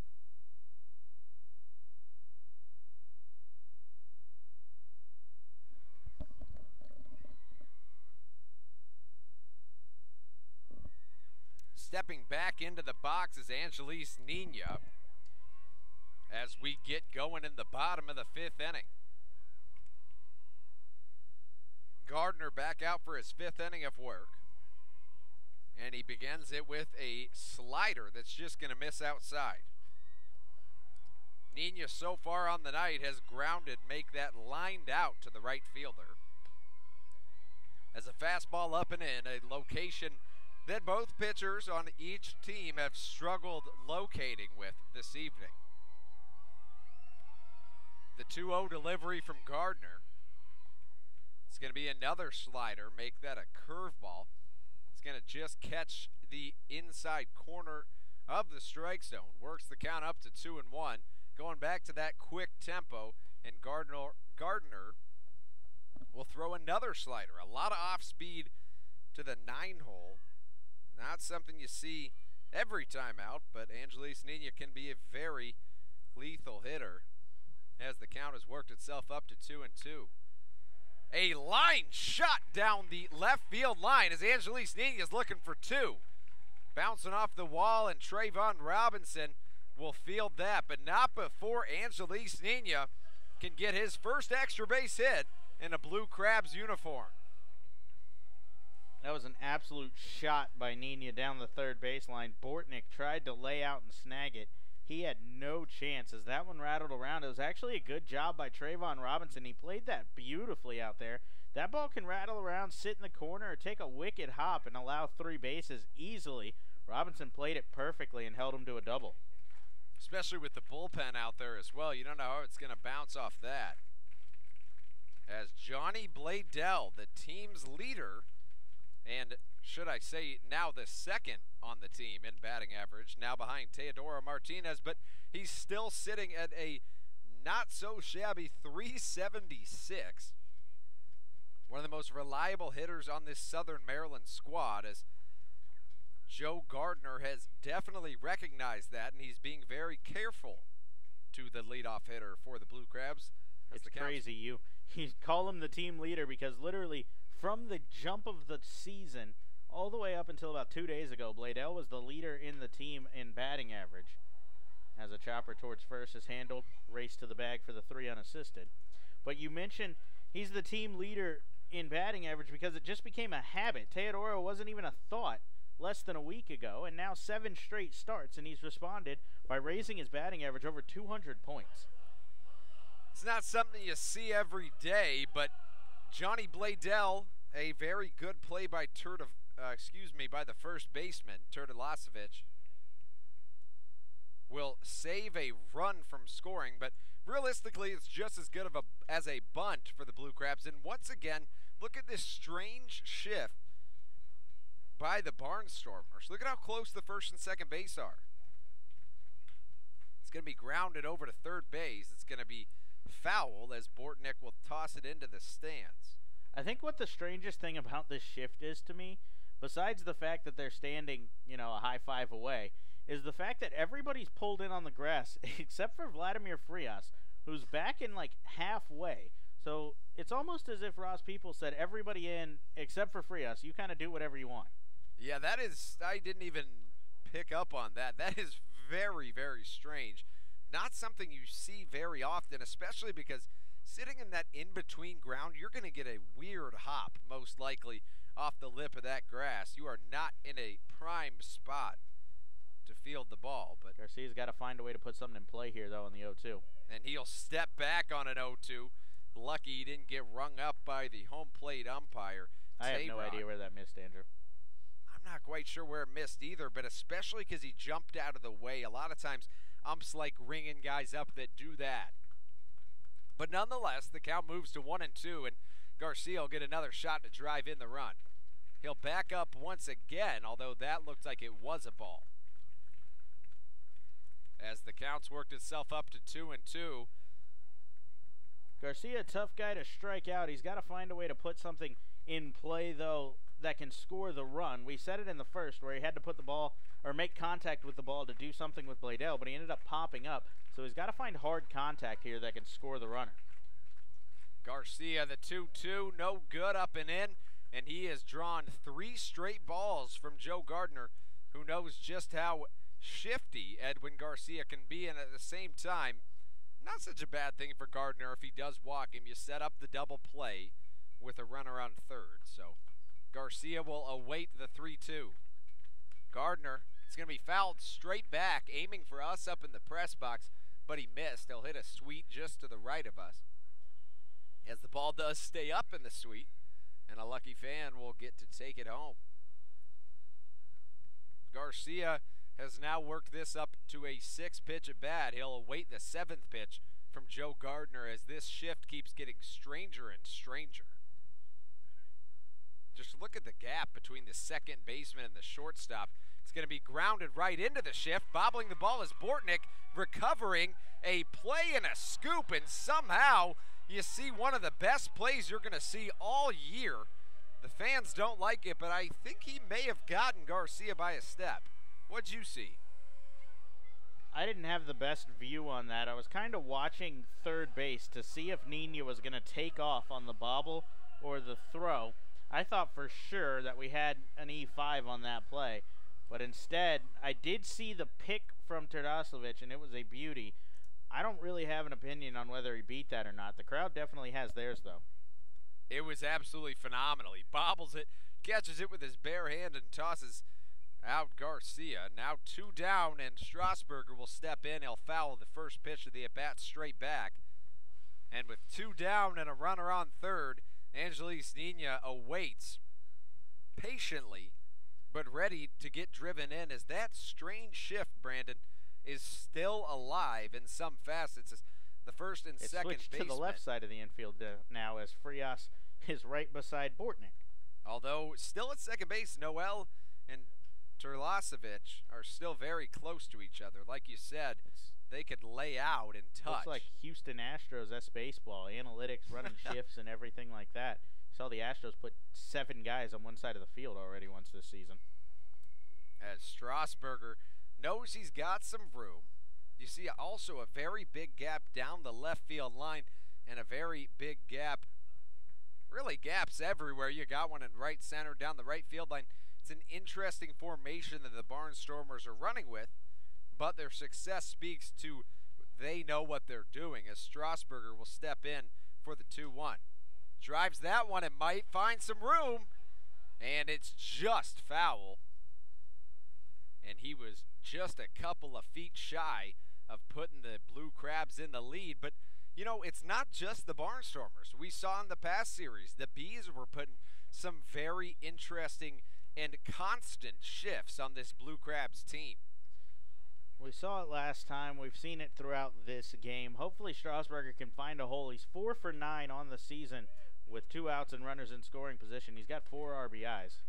And he will strike out, gets the high cheese off the hand of Joe Gardner, and he'll strike out. The ball game is still tied at 1 apiece. We're going to head to the top of the 6th. And in that inning, we had 1 Blue Crab hit, 1 runner left on base after that Angelis Nina double. No errors thanks to the Bortnick Webb gem. And that is all. We got a 1-1 ball game in Waldorf, Maryland. We'll send it to a break and be right back on the Blue Crabs Broadcast Network.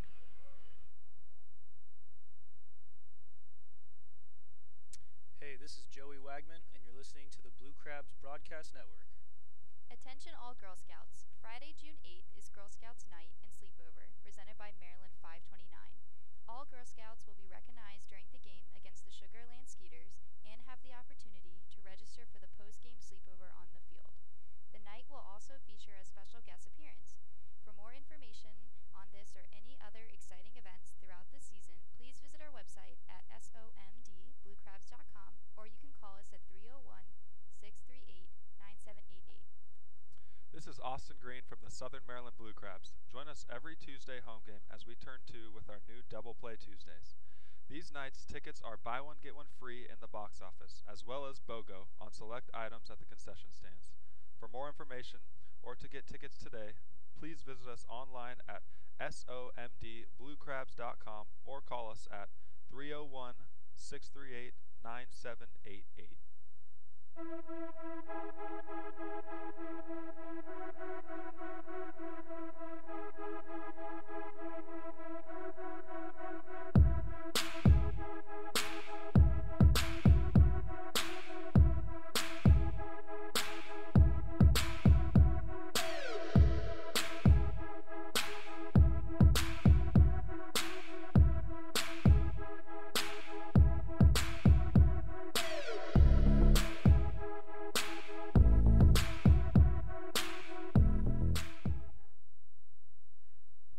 Back here inside Regency Furniture Stadium. 1-1 game heading to the top of the 6th as Casey Delgado back to work against Trayvon Robinson here in the inning. 6-7-8 due up for the Barnstormers. They put up 1 last inning. A throwing error by the catcher, Austin Green, tied the game at 1. Runner was stranded on third as Delgado once again stranded a runner. He's put 7 left on base up to this point. 0-1 pitch to Robinson now as Delgado drops a curveball. That one misses up and away, and the count at 1-1 now. Delgado has seen his pitch count run up there a little bit as he enters this inning with 87 pitches on the ledger. 1-1 on its way. Big swing from Robinson out in front as he foul tips that one, and the count at 1-2.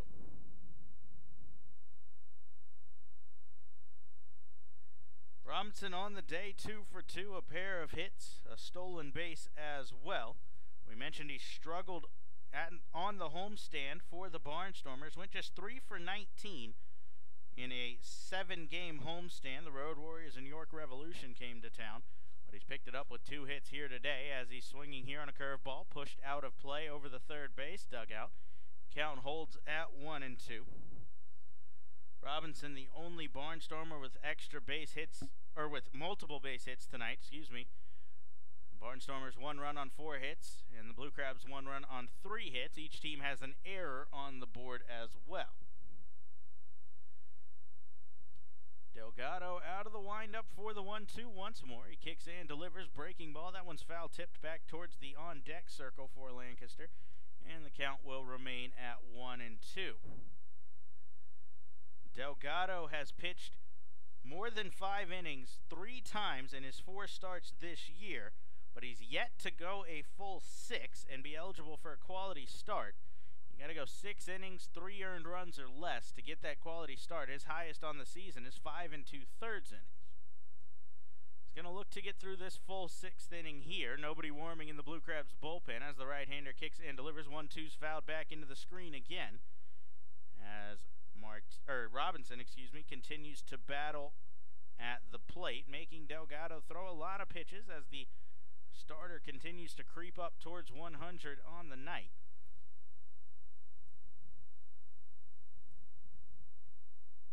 Delgado's longest outing was actually his last one, May 20th against the Sugarland Skeeters. 5 2/3 innings, 7 hits, 3 runs. Blue Crabs lost that game 4-1. Delgado took the loss, his 2nd of the year. He goes with a change-up here. That misses outside, and the count evens back up 2-2. Delgado has struggled with the walk in his last couple of outings. He walked 6 against the Skeeters on that game on May 20th, and his other start in that series, May 15th, he walked 4. He's got 4 walks tonight as Robinson swings over a pitch here, and he's set down on strikes. Delgado wins the battle and picks up the strikeout for out number 1. That is strikeout number 7 for Casey Delgado here tonight. That is his season high. He had 6 against the Barnstormers back on May 2nd, his first appearance of the season, so he tops that total here tonight. And now looking for more as Carlos Garcia digs into the box. He's 0 for 1, a strikeout and a walk. As first pitch curveball to Garcia, misses outside, 1 ball and no strikes. Garcia walked in the 4th, but was part of 2 runners left on base in that inning as Delgado struck out the side in that frame. He started the inning with a strikeout of Castile, then a single, stolen base, and a walk before back-to-back strikeouts, including one looking of Rico Noel, finished the frame. Right-hander winds and delivers, 1-0 pitch. This one's popped up back behind the catcher. Green giving a look, but that's going to get well out of play. And the count's still at 1-1 now. That'll get some action up in the Blue Crabs bullpen as well, as David Wayne Russo has begun stretching and throwing down there. We mentioned Delgado's pitch count getting up there. He sits right now at 97. So he's hitting that 100 threshold here shortly in the inning. 1-1 pitch on its way. It's a breaking ball that's rolled towards first. Rodriguez will field. He waves off Delgado in a foot race to the bag with Garcia, and Rodriguez wins it for the 2nd out on the 3 unassisted. Good job from Rodriguez to throw on a sense of urgency and get over to the base and make the play.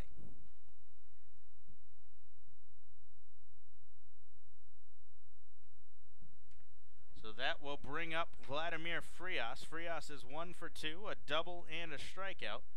The only extra base hit on the line for the Barnstormers tonight. His leadoff double back in the third, part of a bases-loaded inning that Delgado tight-roped out of. Swinging on the first pitch is Frias. Diving stop from Bladell. Back to his feet. The throw to Rodriguez in time as Rodriguez holds the base.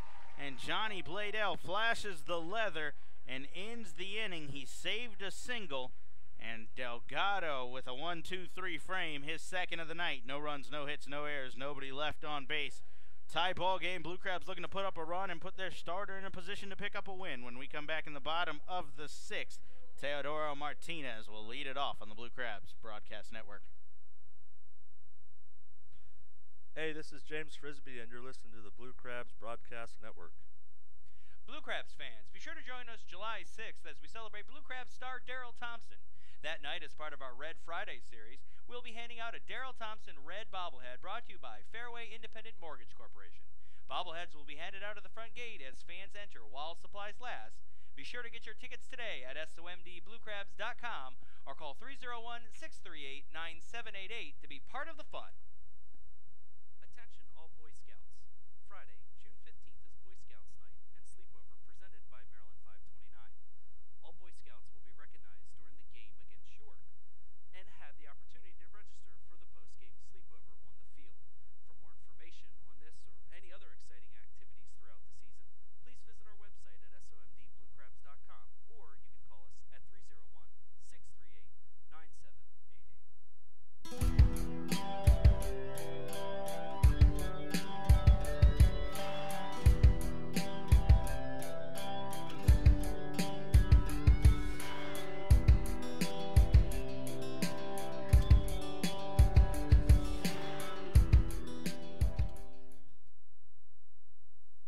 Hi, this is Ryan Chafee, and you're listening to the Blue Crabs Broadcast Network. 4-5-6 due up here in the inning for the Blue Crabs as the dangerous bat of Teodoro Martinez digs in to lead it off here. Martinez 1 for 2, a double and a fly out already as he takes first pitch curveball for a called strike from Joe Gardner. Gardner back out for the bottom of the sixth. He's looking for the quality start as well. 86 pitches for Gardner on the night. As time is called here, looks like him and Castile need time to reset. And you would imagine the night for Casey Delgado is over. He's thrown a great game against this red-hot Barnstormers offense. Teodoro Martinez swings over a curve ball here as the count goes to 0-2. David Russo has sat down in the bullpen. Sam Runyon is now up and throwing. Looks like he'll be the one to take over for Delgado. He finished that sixth inning with 99 pitches, so just south of the 100, as Gardner's creeping up that way as well. 0-2 to Martinez, a 58-foot breaking ball, bounces into the catcher Castile, and the count goes to 1-2 now. Martinez, Sonko, and Rodriguez. You've got the dangerous bat of Teo leading off, and then back-to-back lefties against Gardner in the inning. As Martinez shoots a line drive out towards second, it hangs up just enough for Rico Noel, who goes down to a knee and makes the catch for out number 1. That'll bring up Angelo Sonko. Sonko, we mentioned, 2 for 4 last night as he came on late in that ball game. Got hot late, I should say, as Devin Rodriguez steps into the on-deck circle, part of the back-to-back lefties. Sonko with a pair of singles last night, his only 2 hits here at Regency Furniture Stadium as he enters play today, hitting just 2 for 20 at home and takes first pitch for a strike. You want to talk about a strange shift, Brandon. Look down the left field line. I think that Angelo Sonko could lay a bunt down and walk to second base. He does push a bunt down the third base line. It hits the lip, though, and will go foul. Sonko had the same idea that you did, a push bunt there. Something you see in the big leagues from time to time with guys like Brian McCann, back in the day with David Ortiz. They'll lay down that bunt and try to sneak a hit, and he had it if it was about 6 inches more to the right, but he put it right on that lip, and as it rolled down, it finally rolled off to the left side and went to the left side of the base. And they remain in the shift. 0-2 count now. He's definitely not bunting here. Can't risk the foul ball. That would go down as a strikeout, so Sonko going to have to swing away, but first takes a fastball high, 1-2. He is a pull hitter. We saw him ground out to second already once today. And a changeup here from Gardner evens the count at 2-2. Sonko looking to get on base for Devin Rodriguez. Rodriguez still with 10 doubles on the season. That's tops on the team by a long margin. Sonko does his best to stay on an off-speed pitch there. You could tell Gardner had him crossed up, but Sonko drug his bat through the zone as slow as he could and got a piece of it to foul it back behind the catcher and to remain in the at-bat at 2-2.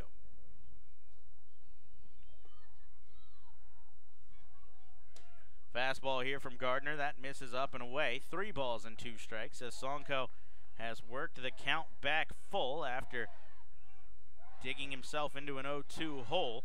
See if he can win the battle here with Gardner. He kicks in, delivers 3-2 pitch. Sonko with a line drive towards center.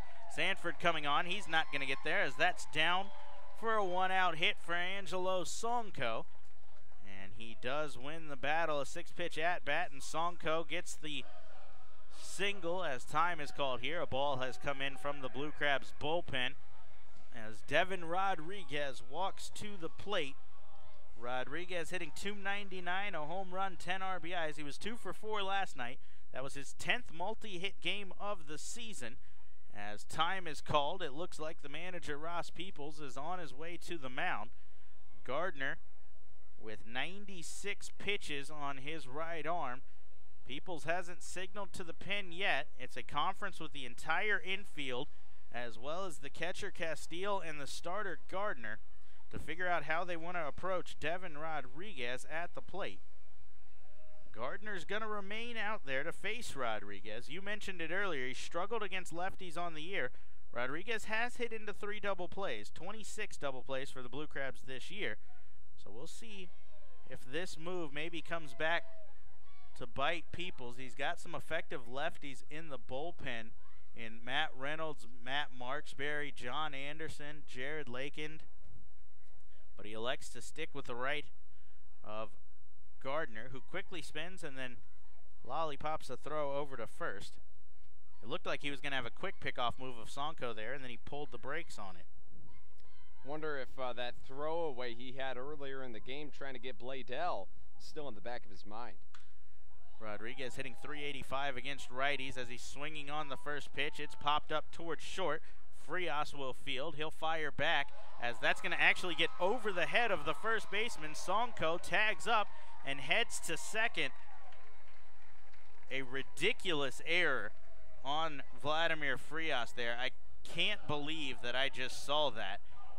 Sonko was about 5 steps off of first base. Frias had no chance, but he threw it over there anyway, and it went up over the head of Terdoslavich, who had no chance to make a play on it.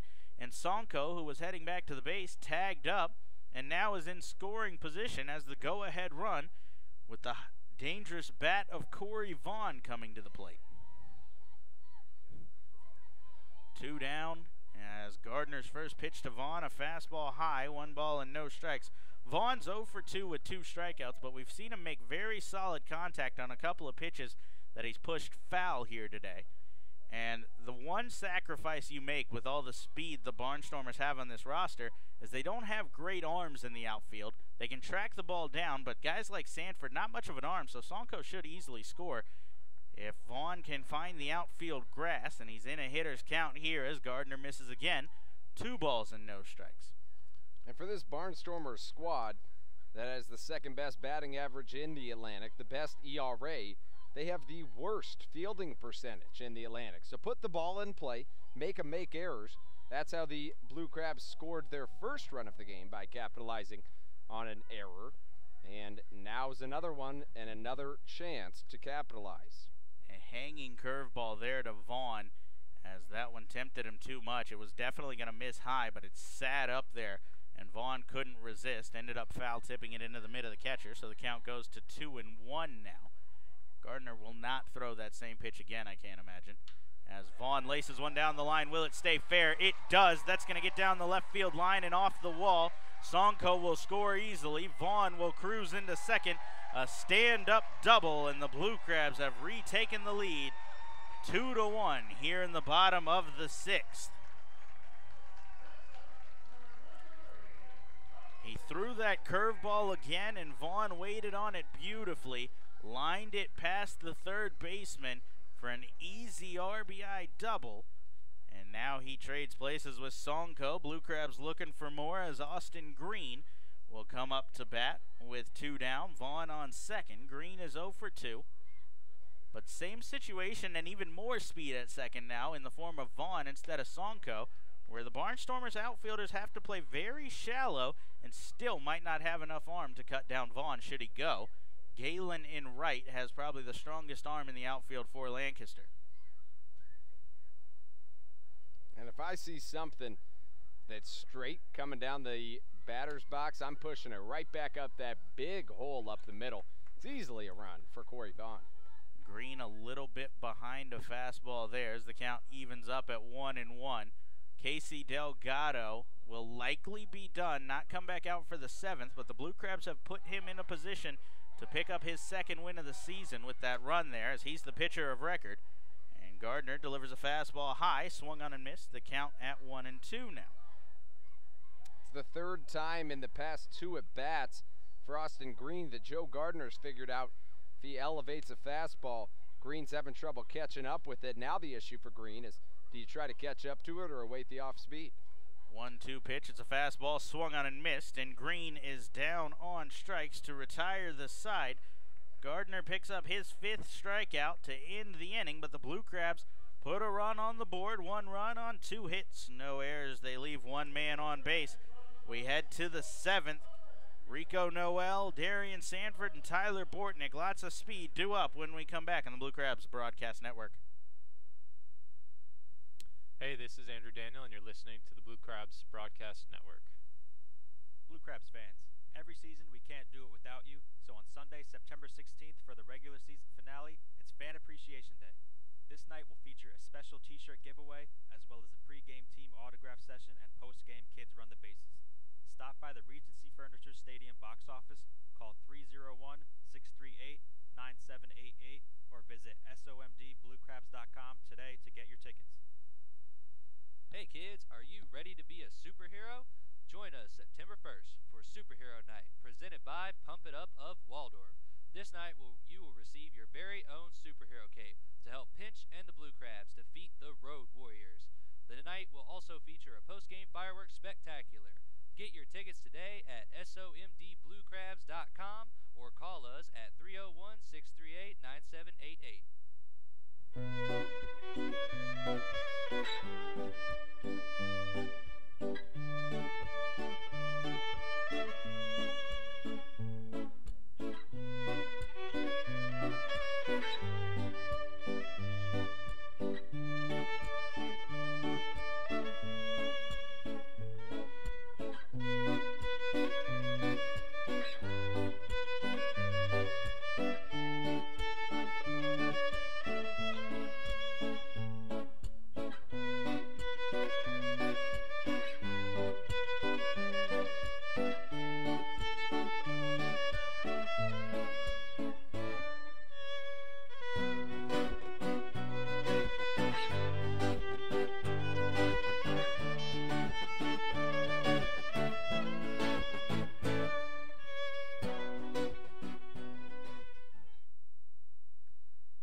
Back inside Regency Furniture Stadium, Blue Crabs now hold a 2-1 lead as we head to the 7th inning of play.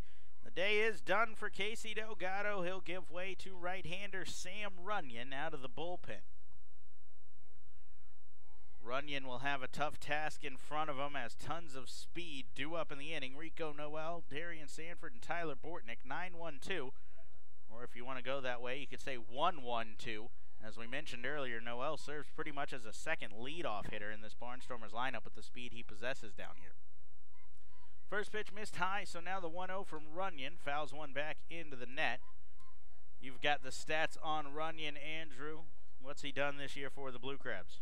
Well, this 13th appearance of his will now tie Jason Make That Ryan Chafee for the most on the Blue Crabs. Through 11 innings, he's allowed 5 hits, Only 4 runs, only 2 of them earned. Only walked 2 batters. He struck out a whopping 14. He has an 0-run record and a 1.63 ERA, so he has been sharp, to say the least. Runyon needs to be sharp here. Try to get some of those patented strikeouts with the breaking ball that we've seen on the year. As the 2-1 swung on and fouled back into the screen. 2 balls and 2 strikes. We saw him come in the other day and pick up 2 strikeouts in a 1-2-3 inning. On the season, Sam Runyon has 14 strikeouts in 11 innings. You'll take that. You'll take that if you are Coach Frisbee. That is not too shabby, Brandon. He's looking for one here as he's got Noel in a 2-2 count. See if he goes to that breaking ball we mentioned. Kicks and delivers. There's the breaking ball. Noel will send it right back where it came from, as that's into center field with a base hit. And not the guy you want on base, as Rico Noel, much like Darian Sanford, who stole 2 bases in the 5th inning, has tons of speed. I was talking to Barnstormers broadcaster Dave Collins in between the 5th and 6th inning, and Dave said that he calls what Darian Sanford did in the 5th a Darian Sanford home run. Not much power in the bat of Sanford, who digs in now, but a single, 2 stolen bases, and then comes across to score is a Darian Sanford home run, because he stole 2nd and 3rd, led to a throwing error from the catcher Green, and has that 1 on the board for Lancaster. Runyon checks on Noel before now turning his attention back to Sanford. The third baseman's playing way in. Runner off on the first pitch. Bunt attempt. Throw down in time as Noel's caught stealing. A laser from Austin Green gets out number 1. Fantastic throw there, and Jerry Martinez rung up Noel as that ball just beat him. Just the 3rd time Noel has been caught stealing this season. And you see they went with the fake bunt and run once again there. You could tell that Darian Sanford left that bat in Austin Green, the Blue Crabs catcher's line of vision, for as long as he humanly possibly could.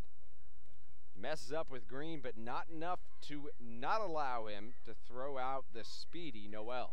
Pitch miss, so 1-0 the count as Runyon kicks and delivers. This one's lined out towards center. Vaughn with a good jump on it. It hangs up, and Corey Vaughn will make the catch. And just like that, 2 down, bases empty in the inning. That's the first time we've seen Green come up and really strike one to second. He's thrown him down what looked like plenty of time 2 times, but they've skipped off the infield grass. That time he kept it in the air and gave his infielder a chance to lay down a tag, and it was in time. So when Green gets it down there, him and Jose Gonzalez both have very good caught stealing percentages coming into their careers here. So the Blue Crabs, with what they struggled with last year was throwing out runners. They had about a 23% caught stealing rate. They brought in 2 guys with over 40% caught stealing rates on their career to try to improve on that, and thus far this year they've done it. 1-0 the count to Tyler Bortnick as Runyon goes with the breaking ball. That misses low and away. 2 balls and no strikes now.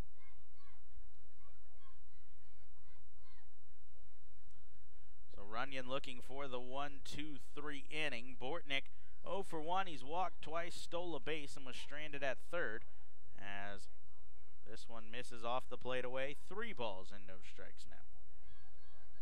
Not very Sam Runyon-esque to start in at bat with 3 straight balls, but if we know Sam Runyon, he'll bounce back and hopefully get this batter out. 3-0 pitch. He comes set up above his head and delivers, taking all the way as that one catches the zone for a called strike.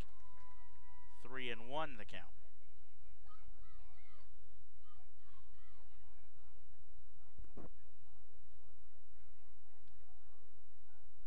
Runyon taking his time, making Bortnick think about it just a little bit, what he's going to come with on the 3-1. 3-1 pitch. That one misses, and a 3rd walk for Tyler Bortnick as he is aboard to extend the inning here.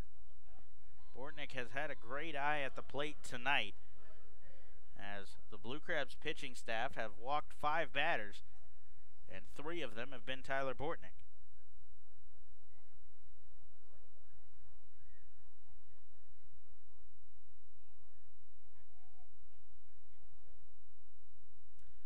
that extends last the walk inning for Blake Galen. As Galen takes first pitch fastball for a called strike. What were you saying, Andrew? That last walk is the 16th of the year for Tyler Bortnick. That moves him up to 4th most walks in the Atlantic League, only trailing 3 Sugar Land Skeeters. You mentioned he was struggling with the .221 batting average. The .351 OBP is probably why he's still up there. He's got a great eye and plenty of speed as well up at the top of the order. He's also been Runyon misses low. He's also been hit by the 3rd most pitches in the Atlantic, so he finds ways to get on even when the bat isn't going. So the count at 1-1 now to Blake Galen as Runyon with a quick spin and fire to first. Not going to be in time to get Bortnick, who's back in safely.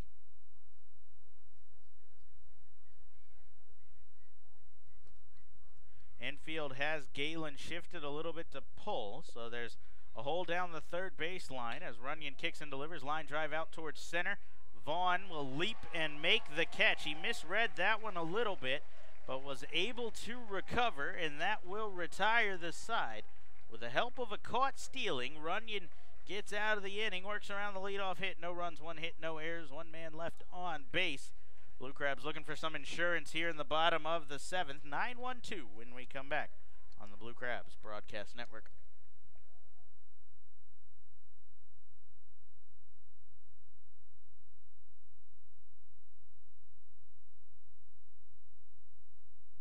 Dr. Milu and the courteous and professional staff at Cancer and Blood Disorders Treatment Center in Waldorf want you to know that for cases of cancer and blood disorders such as anemia, leukemia, and lymphoma, you don't have to travel all the way to D.C. or Baltimore to get high-quality, compassionate care close to home. Established in 1995, Cancer and Blood Disorders Treatment Center offers expertise, experience, and the highest standards needed for successful treatment of cancer and blood disorders. Dr. Milu is excited to be a part of the Blue Crabs family as the new sponsor of the Silver Sluggers program and games for the 2017 season. For more information or to schedule a consultation, call 301-638-1007 or visit cancerandblooddisorderscenter.com. This is Devin Rodriguez from the Southern Maryland Blue Crabs. Join us every Tuesday home game as we turn 2 with our new Double Play Tuesdays. These nights, tickets are buy one, get one free in the box office, as well as buy one, get one on select items at the concession stands. For more information or to get tickets today, please visit us online at somdbluecrabs.com or call us at 301-638-9788.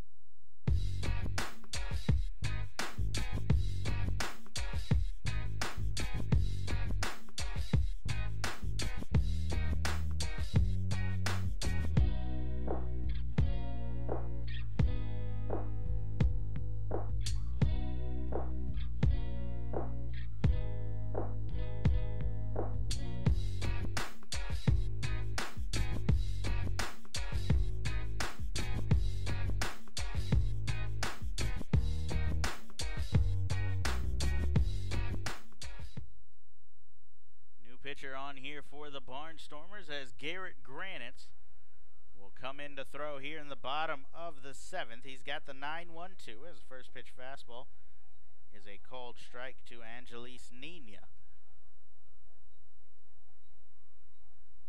Time is called here as got a little issue over on the third base dugout, but it looks like that was taken care of. Action out in the Blue Crabs bullpen, as it looks like Craig Stem is up and warming. Granitz drops down and delivers a sidearm pitch. Fouled off for strike 2. Andrew, you've got the numbers on Granitz, the 6'2", 205-pound right-hander. Granitz comes out in his 11th appearance. That's now a team high for the Barnstormers. He's been nothing but dominant thus far through 10 1/3 innings. He has allowed only 3 hits, 1 run, it was earned, only walked 2 batters, struck out 6, and may I re-emphasize, the Submarine pitcher through 10 and now 2/3 innings has only allowed 3 hits. As a .87 ERA. So the strikeout of Nina for out number 1, as Grant Granitz continues his good work out of the pen for the Barnstormers. He'll look to keep it in just a one-run ball game, give this deadly offense a chance to sneak a run on the board.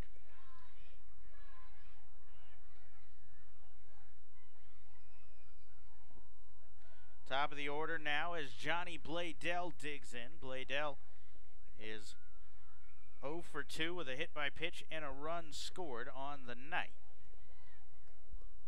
We've got another delay. Can't quite see what that one is. Everyone was looking over towards the Barnstormers dugout, so not sure what that was all about, but now we're ready to face Bladell as Granitz drops down to the submarine again, and Bladell takes outside for ball 1. Well, Brandon, I don't know that I knew that these words would ever come out of my mouth, but what the home plate umpire, Julio, to make that... yeah, Julio Tehran, you had it right. Julio Tehran, excuse me. He was requesting that the cows get off of the first base dugout. There was Chick-fil-A cows mascots over there, and he wanted them off. You know, I did not ever think that we would get around to asking Chick-fil-A cows to get off the dugout and pausing play.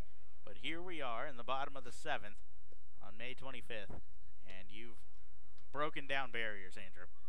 We sure have, as, you know, I don't know that there will be a next time that I'll be able to tell somebody, yep, the ump wants the cows off the dugout. 2-1 the count to Bladell as this one catches the inside corner and evens the count at 2-2 to the Blue Crabs leadoff man. Granitz working very well once again here as he drops down and delivers. Bladell flies one out towards left. It's a towering pop fly, but Robinson will be able to play it easily. And 2 up, 2 down here in the inning. Robinson didn't even have to move a muscle to record that out. It looked like off the bat it may have gone a little farther, but not too much wind. There is a little wind going in that direction, but not too much wind, so the ball just hung up a little bit. Edwin Garcia digs in now. He's 1 for 3, a double back in the third. The second extra base hit of the night for the Blue Crabs as he takes ball 1.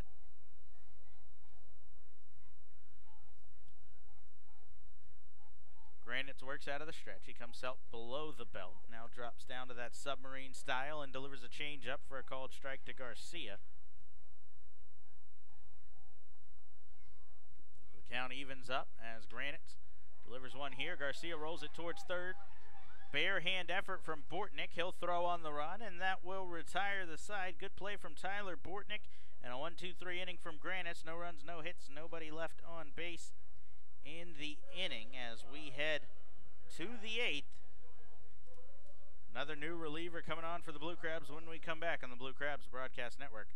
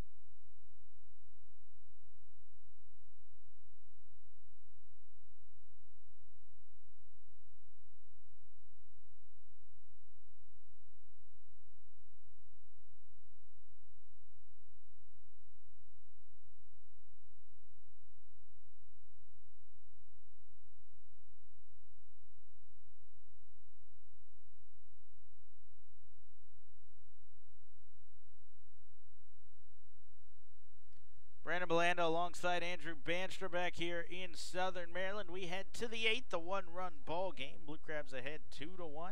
But the 4-5-6 due up here in the inning. Turdoslavich leads it off. Takes a fastball high for ball one. Tough part of the order for the new reliever, Craig Stem. Stem, 6'5", 230 pounds, third year here in Southern Maryland. He works out of the stretch, sets at the belt and delivers. This one pushed the other way, a line drive that's going to get out of play. And the count evens up 1-1. Stem features 4 pitches, 4-seam fastball, sinker, slider, and a splitter. Andrew, you've got the numbers on Stem for the season.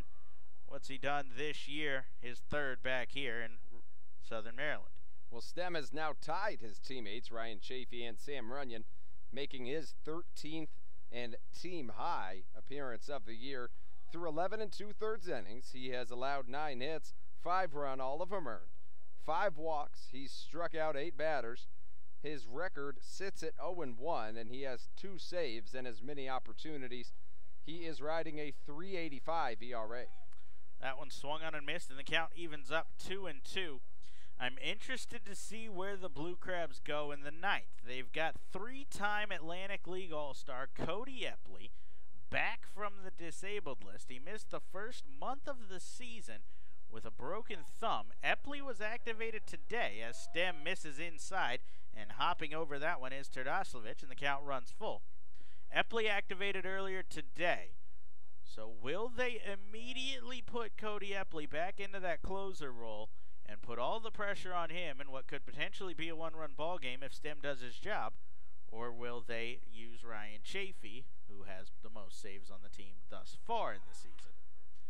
Swinging on the payoff pitch was Turdoslavich, grounded out to short. Garcia will fire across to first for out number 1. I'm keeping an eye on the bullpen personally, waiting to see who gets up and starts stretching as we move forward in this ball game. Epley last year with 32 saves and 31 the year before. That'll bring in Ryan Castile. Castile 0 for 3. Go ahead, Andrew. I was wondering if they might just leave him out here for the 9th. He has 13 appearances. He is less than that in innings, but as this one shot back up the middle off the bat of Castile for a 1-out hit. First hit of the night for Ryan Castile, and he's aboard as the tying run and now go-ahead run in the form of Trayvon Robinson will come up to bat. Robinson comes in 2 for 3 with a stolen base and a strikeout. The strikeout came in his last plate appearance back in the 6th inning. Now in the top of the 8th, Craig Stem has the duties of trying to make just one more pitch and this top half of the inning. Stem looking to toss a ground ball as he comes inside and misses for ball 1. We mentioned the Barnstormers have rolled into 19 double plays on this season, so nothing new for them.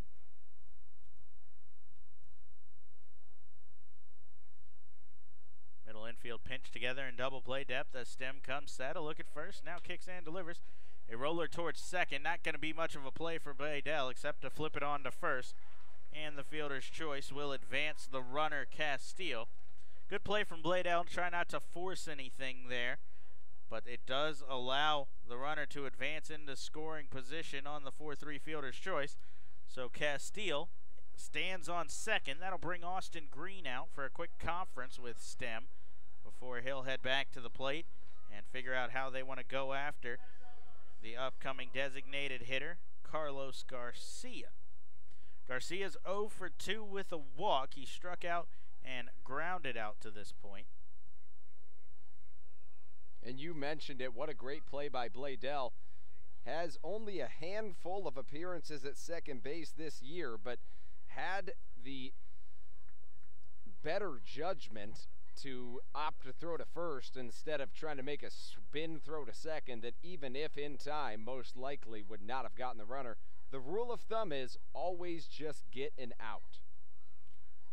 2 down, runner in scoring position as Stem delivers a fastball to Garcia for a called strike 1. The designated hitter, you mentioned it, came in hitting .378. The Blue Crabs have silenced him to this point but got to be very careful. The outfield has come in a couple of steps, looking to cut down the run on anything that gets through the infield. Vaughn with the strongest arm out in center. As a breaking ball here, misses low, 1-1. Garcia trying his best to hold Castile.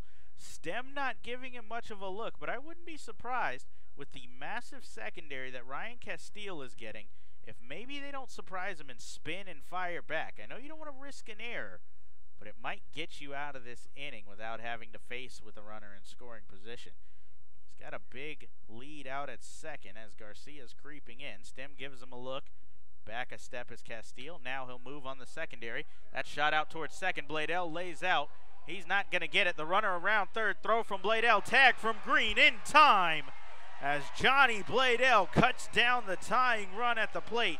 A fantastic diving effort to keep that one on the infield. It'll go down as a hit for Garcia, but Bladell cuts down the all-important tying run here in the top of the eighth. Fantastic throw from Johnny Bladell, and the Blue Crabs hold on to their lead. It's 2-1, heading to the bottom of the eighth. They're looking for some insurance. Ryan Strasburger, Teodoro Martinez, Angelo Sonko, heart of the order when we come back on the Blue Crabs Broadcast Network. Hilltop Signs and Graphics is the official signage partner of the Southern Maryland Blue Crabs this 2018 season and specializes in custom signage, vehicle wraps and decals, site lighting, and much more. Since 1992, Hilltop's top priority has been providing customers in the DMV area with the highest quality product. Call today at 301-373-7878 to start your project or visit hilltopsignsmd.com for more information. Hilltop Signs and Graphics, where design, fabrication, and installation is our expertise. Blue Crabs fans, your group of 20 or more can join us all season long with any of our several group hospitality areas at Regency Furniture Stadium. Our spacious and modern amenities can entertain your group starting at just $10 per person. The open-air picnic pavilion, upscale Legends Club, or luxury suites provide the backdrop for great nights at the ballpark. Call group sales at 301-638-9788 for more info or to book your group today.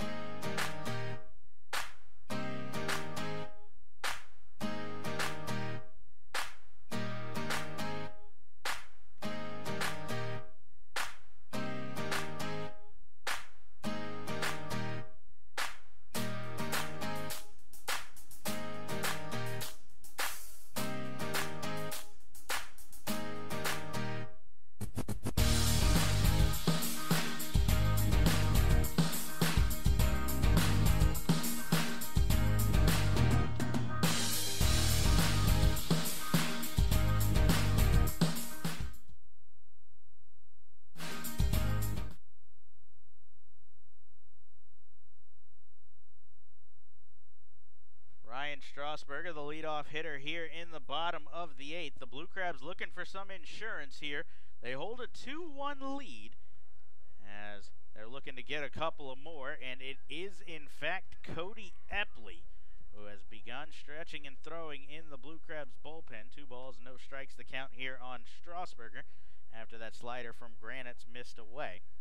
So our first taste of Cody Epley coming up here in the top of the ninth. They're hoping for more than just this 1-run lead, but if you only got a 1-run lead, there's not much a better guy to turn it over to than Cody Epley. As Brandon, I got a pushes one out of play, 2-2. Go ahead. I got a quick trivia question for you. It's a sports trivia question. Are you ready for it? Go ahead. Okay. What other professional sports organization goes by the name of the Barnstormers and has a former player that ended up winning a professional championship at a higher level? You win.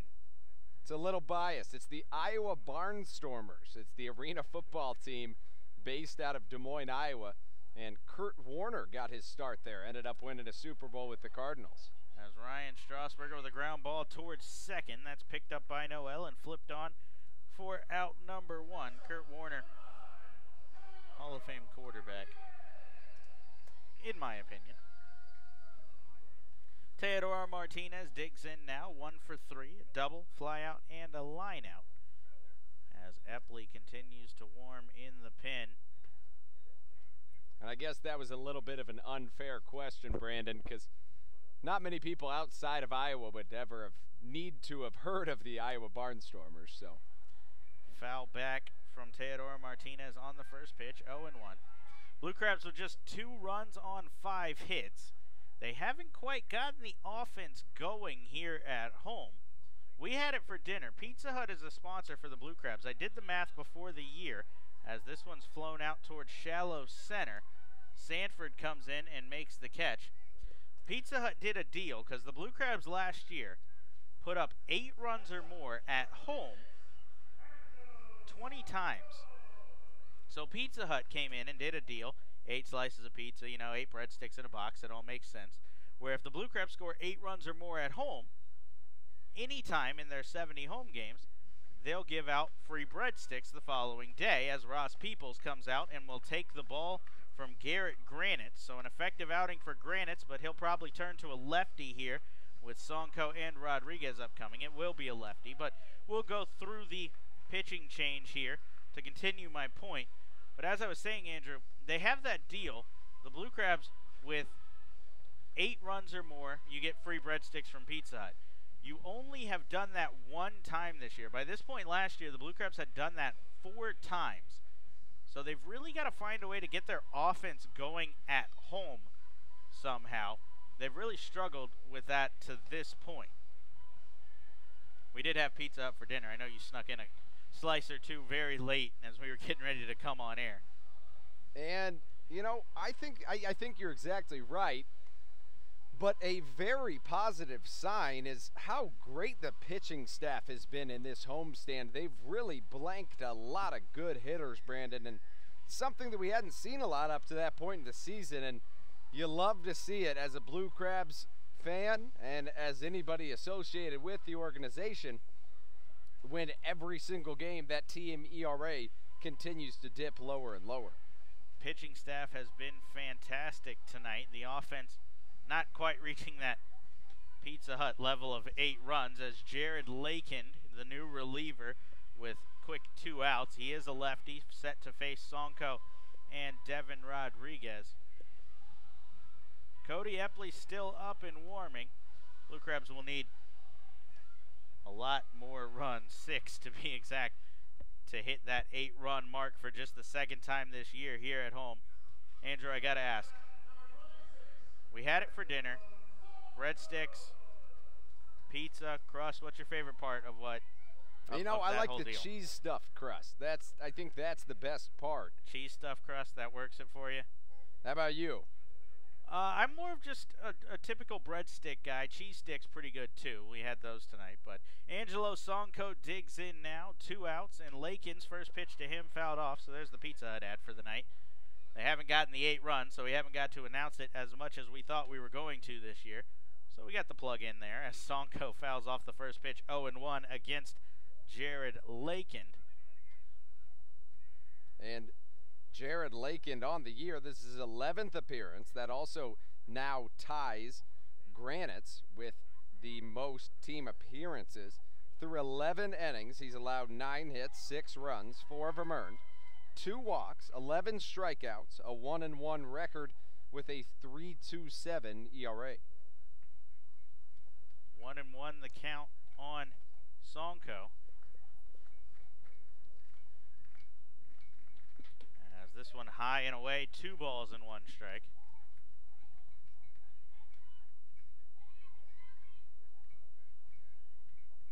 Rodriguez awaits on deck. He's 0 for 3, but you can't hold his bat down much longer. Sonko on the other side, 1 for 3, with a single and a run scored. He was the go-ahead run in the bottom of the 6th that got this at the 1-run advantage.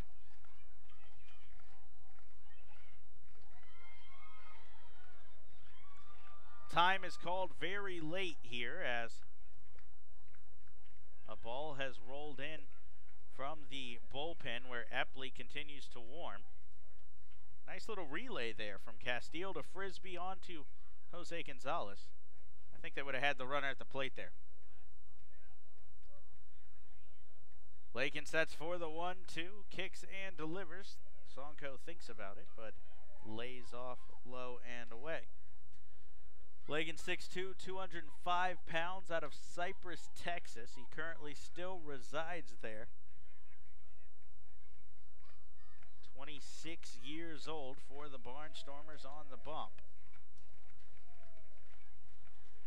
The third pitcher tonight for Lancaster, Garrett Granitz, was fantastic. 1 2/3 scoreless. As this one's rolled back up the middle, Frias will field behind the bag, fire across to first. And that will do it here for the bottom of the 8th. So that means Cody Epley will make his season debut on the latter half. 3 outs away from a win. The Blue Crabs will turn it over to their all-star closer. He's got a deal with some speed coming up. Vladimir Frias, Rico Noel, and Darian Sanford when we come back on the Blue Crabs Broadcast Network. Make sure to bring Dad out to the ballpark on June 17th to celebrate Father's Day as the Blue Crabs finish the series game against York. All fathers will have a chance post-game to participate in the Blue Crabs remote control dig presented by Allpon for a chance to win television prize package. For more information on this or any other exciting events throughout the season, please visit our website at somdbluecrabs.com or you can call us at 301-638-9788. Join our team every Friday home game as we honor those who serve our country by remembering everyone deployed. Every Red Friday, the team will wear military-inspired jerseys brought to you by Fairway Independent Mortgage Corporation. All active and former military members receive $5 tickets with their military ID. For more information or to get tickets today, please visit us online at somdbluecrabs.com or call us at 301-638-9788.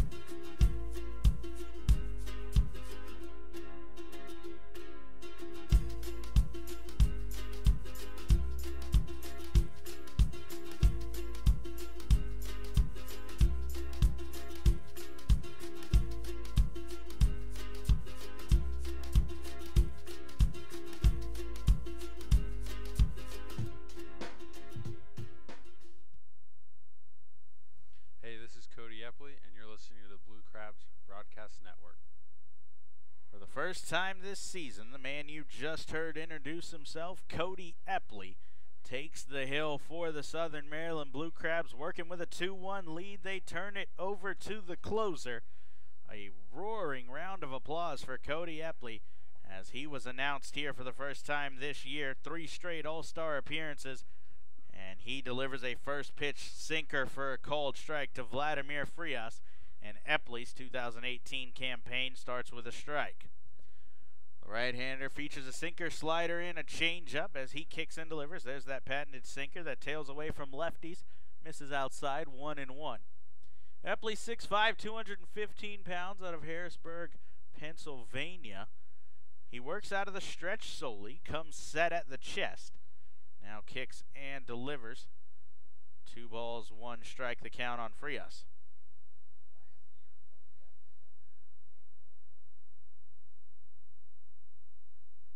Last year, Cody Epley had 58 appearances, 55 2/3 innings pitched, only allowed 19 runs, 15 of them were earned. As a ground ball towards first, Rodriguez will field and take to the bag himself for the 3 unassisted. Epley had 17 walks, struck out 54 batters in just about 54 innings, a little bit more. He had a 2-4 record, 32 saves, with a 2.42 ERA.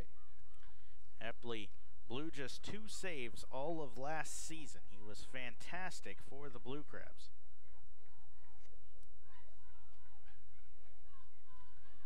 is looking to continue on here as Rico Noel will dig into the box. Noel 1 for 3 tonight as Epley delivers a slider here. That swung on and fouled back. This is Epley's first appearance after being named the pitching coach for the Blue Crabs. He moved into a pitching coach role this year, and that's what he's been doing while he's recovered from the thumb injury. But now he's back and ready to go, so he'll be working as a player coach the rest of this season and getting the ball in the 9th inning. 0-1 the count. That one comes just inside, 1-1. Rico Noel is actually a guy that is so speedy that back in 2015 he was used as a pinch runner 14 times, make that 15 times with the New York Yankees. He also had 2 at-bats. He went 1 for 2 in those at-bats, so he can say he's a .500 career hitter in the MLB. Noel calls time and steps out, 1-1. Still the count as he digs back in now. Nina is in at the third base bag looking for the bunt just in case as Noel pulls one down the line. That's going to get by the backhand effort of Nina and into the Blue Crabs bullpen, 1-2. Epley doing a great job going right after this lethal bottom of the lineup of the Lancaster Barnstormers. Continue to go after him. Know you can keep on working. If he can continue with this save, that's going to give him a lot of confidence. Continued with some confidence with the past 2 years that he's put together with the Blue Crabs. 1-2 pitch on its way. It's a sinker. That one shot out towards second. Bladell is there, and he makes the catch on the line out. 2 up, 2 down for Cody Epley as he's looking to lock the door here in his first appearance and pick up another save. This past season, Epley moved into the Atlantic League record books. He enters his 6th season in the league, 4th with Southern Maryland, and he ranks 4th in league history with 73 saves.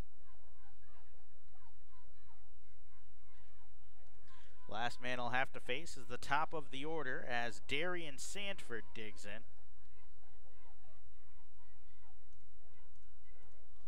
Last man standing in his way as a ground ball towards short. Garcia vacuums. He'll have to fire quickly, and he does in time.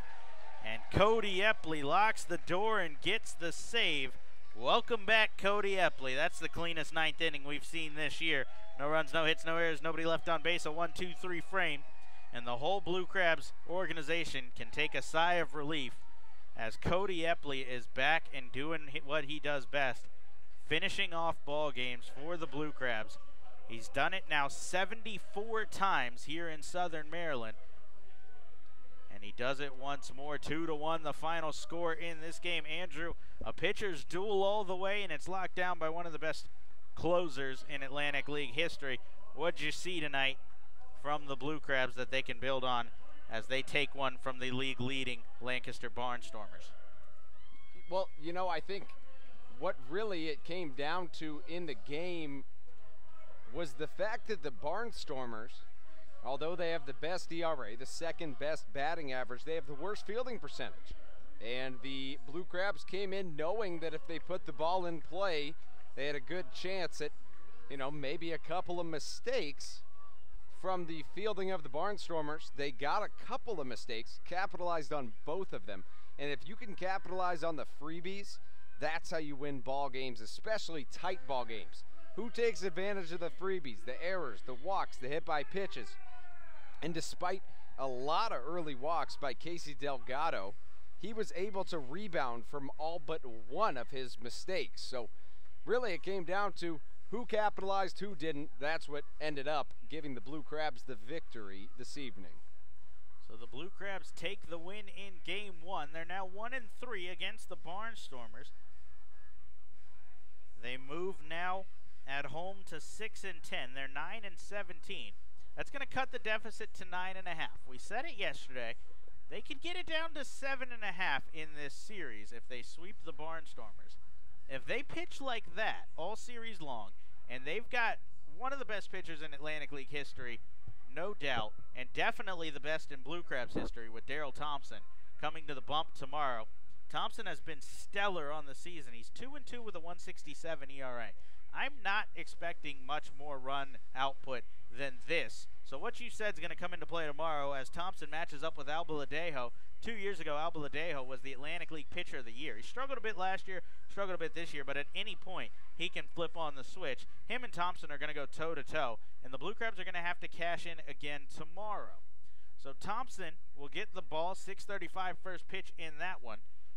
We'll be back here at 6:30, run through starting lineups, a recap of this one for any of you that tuned in late. But as for tonight, 2-1 the final score here. Blue Crabs take the series opener. For my broadcast partner, Andrew Bandstra, I'm Brandon Belanda. We'll see you back here tomorrow night, 6:35 first pitch on the Blue Crabs Broadcast Network.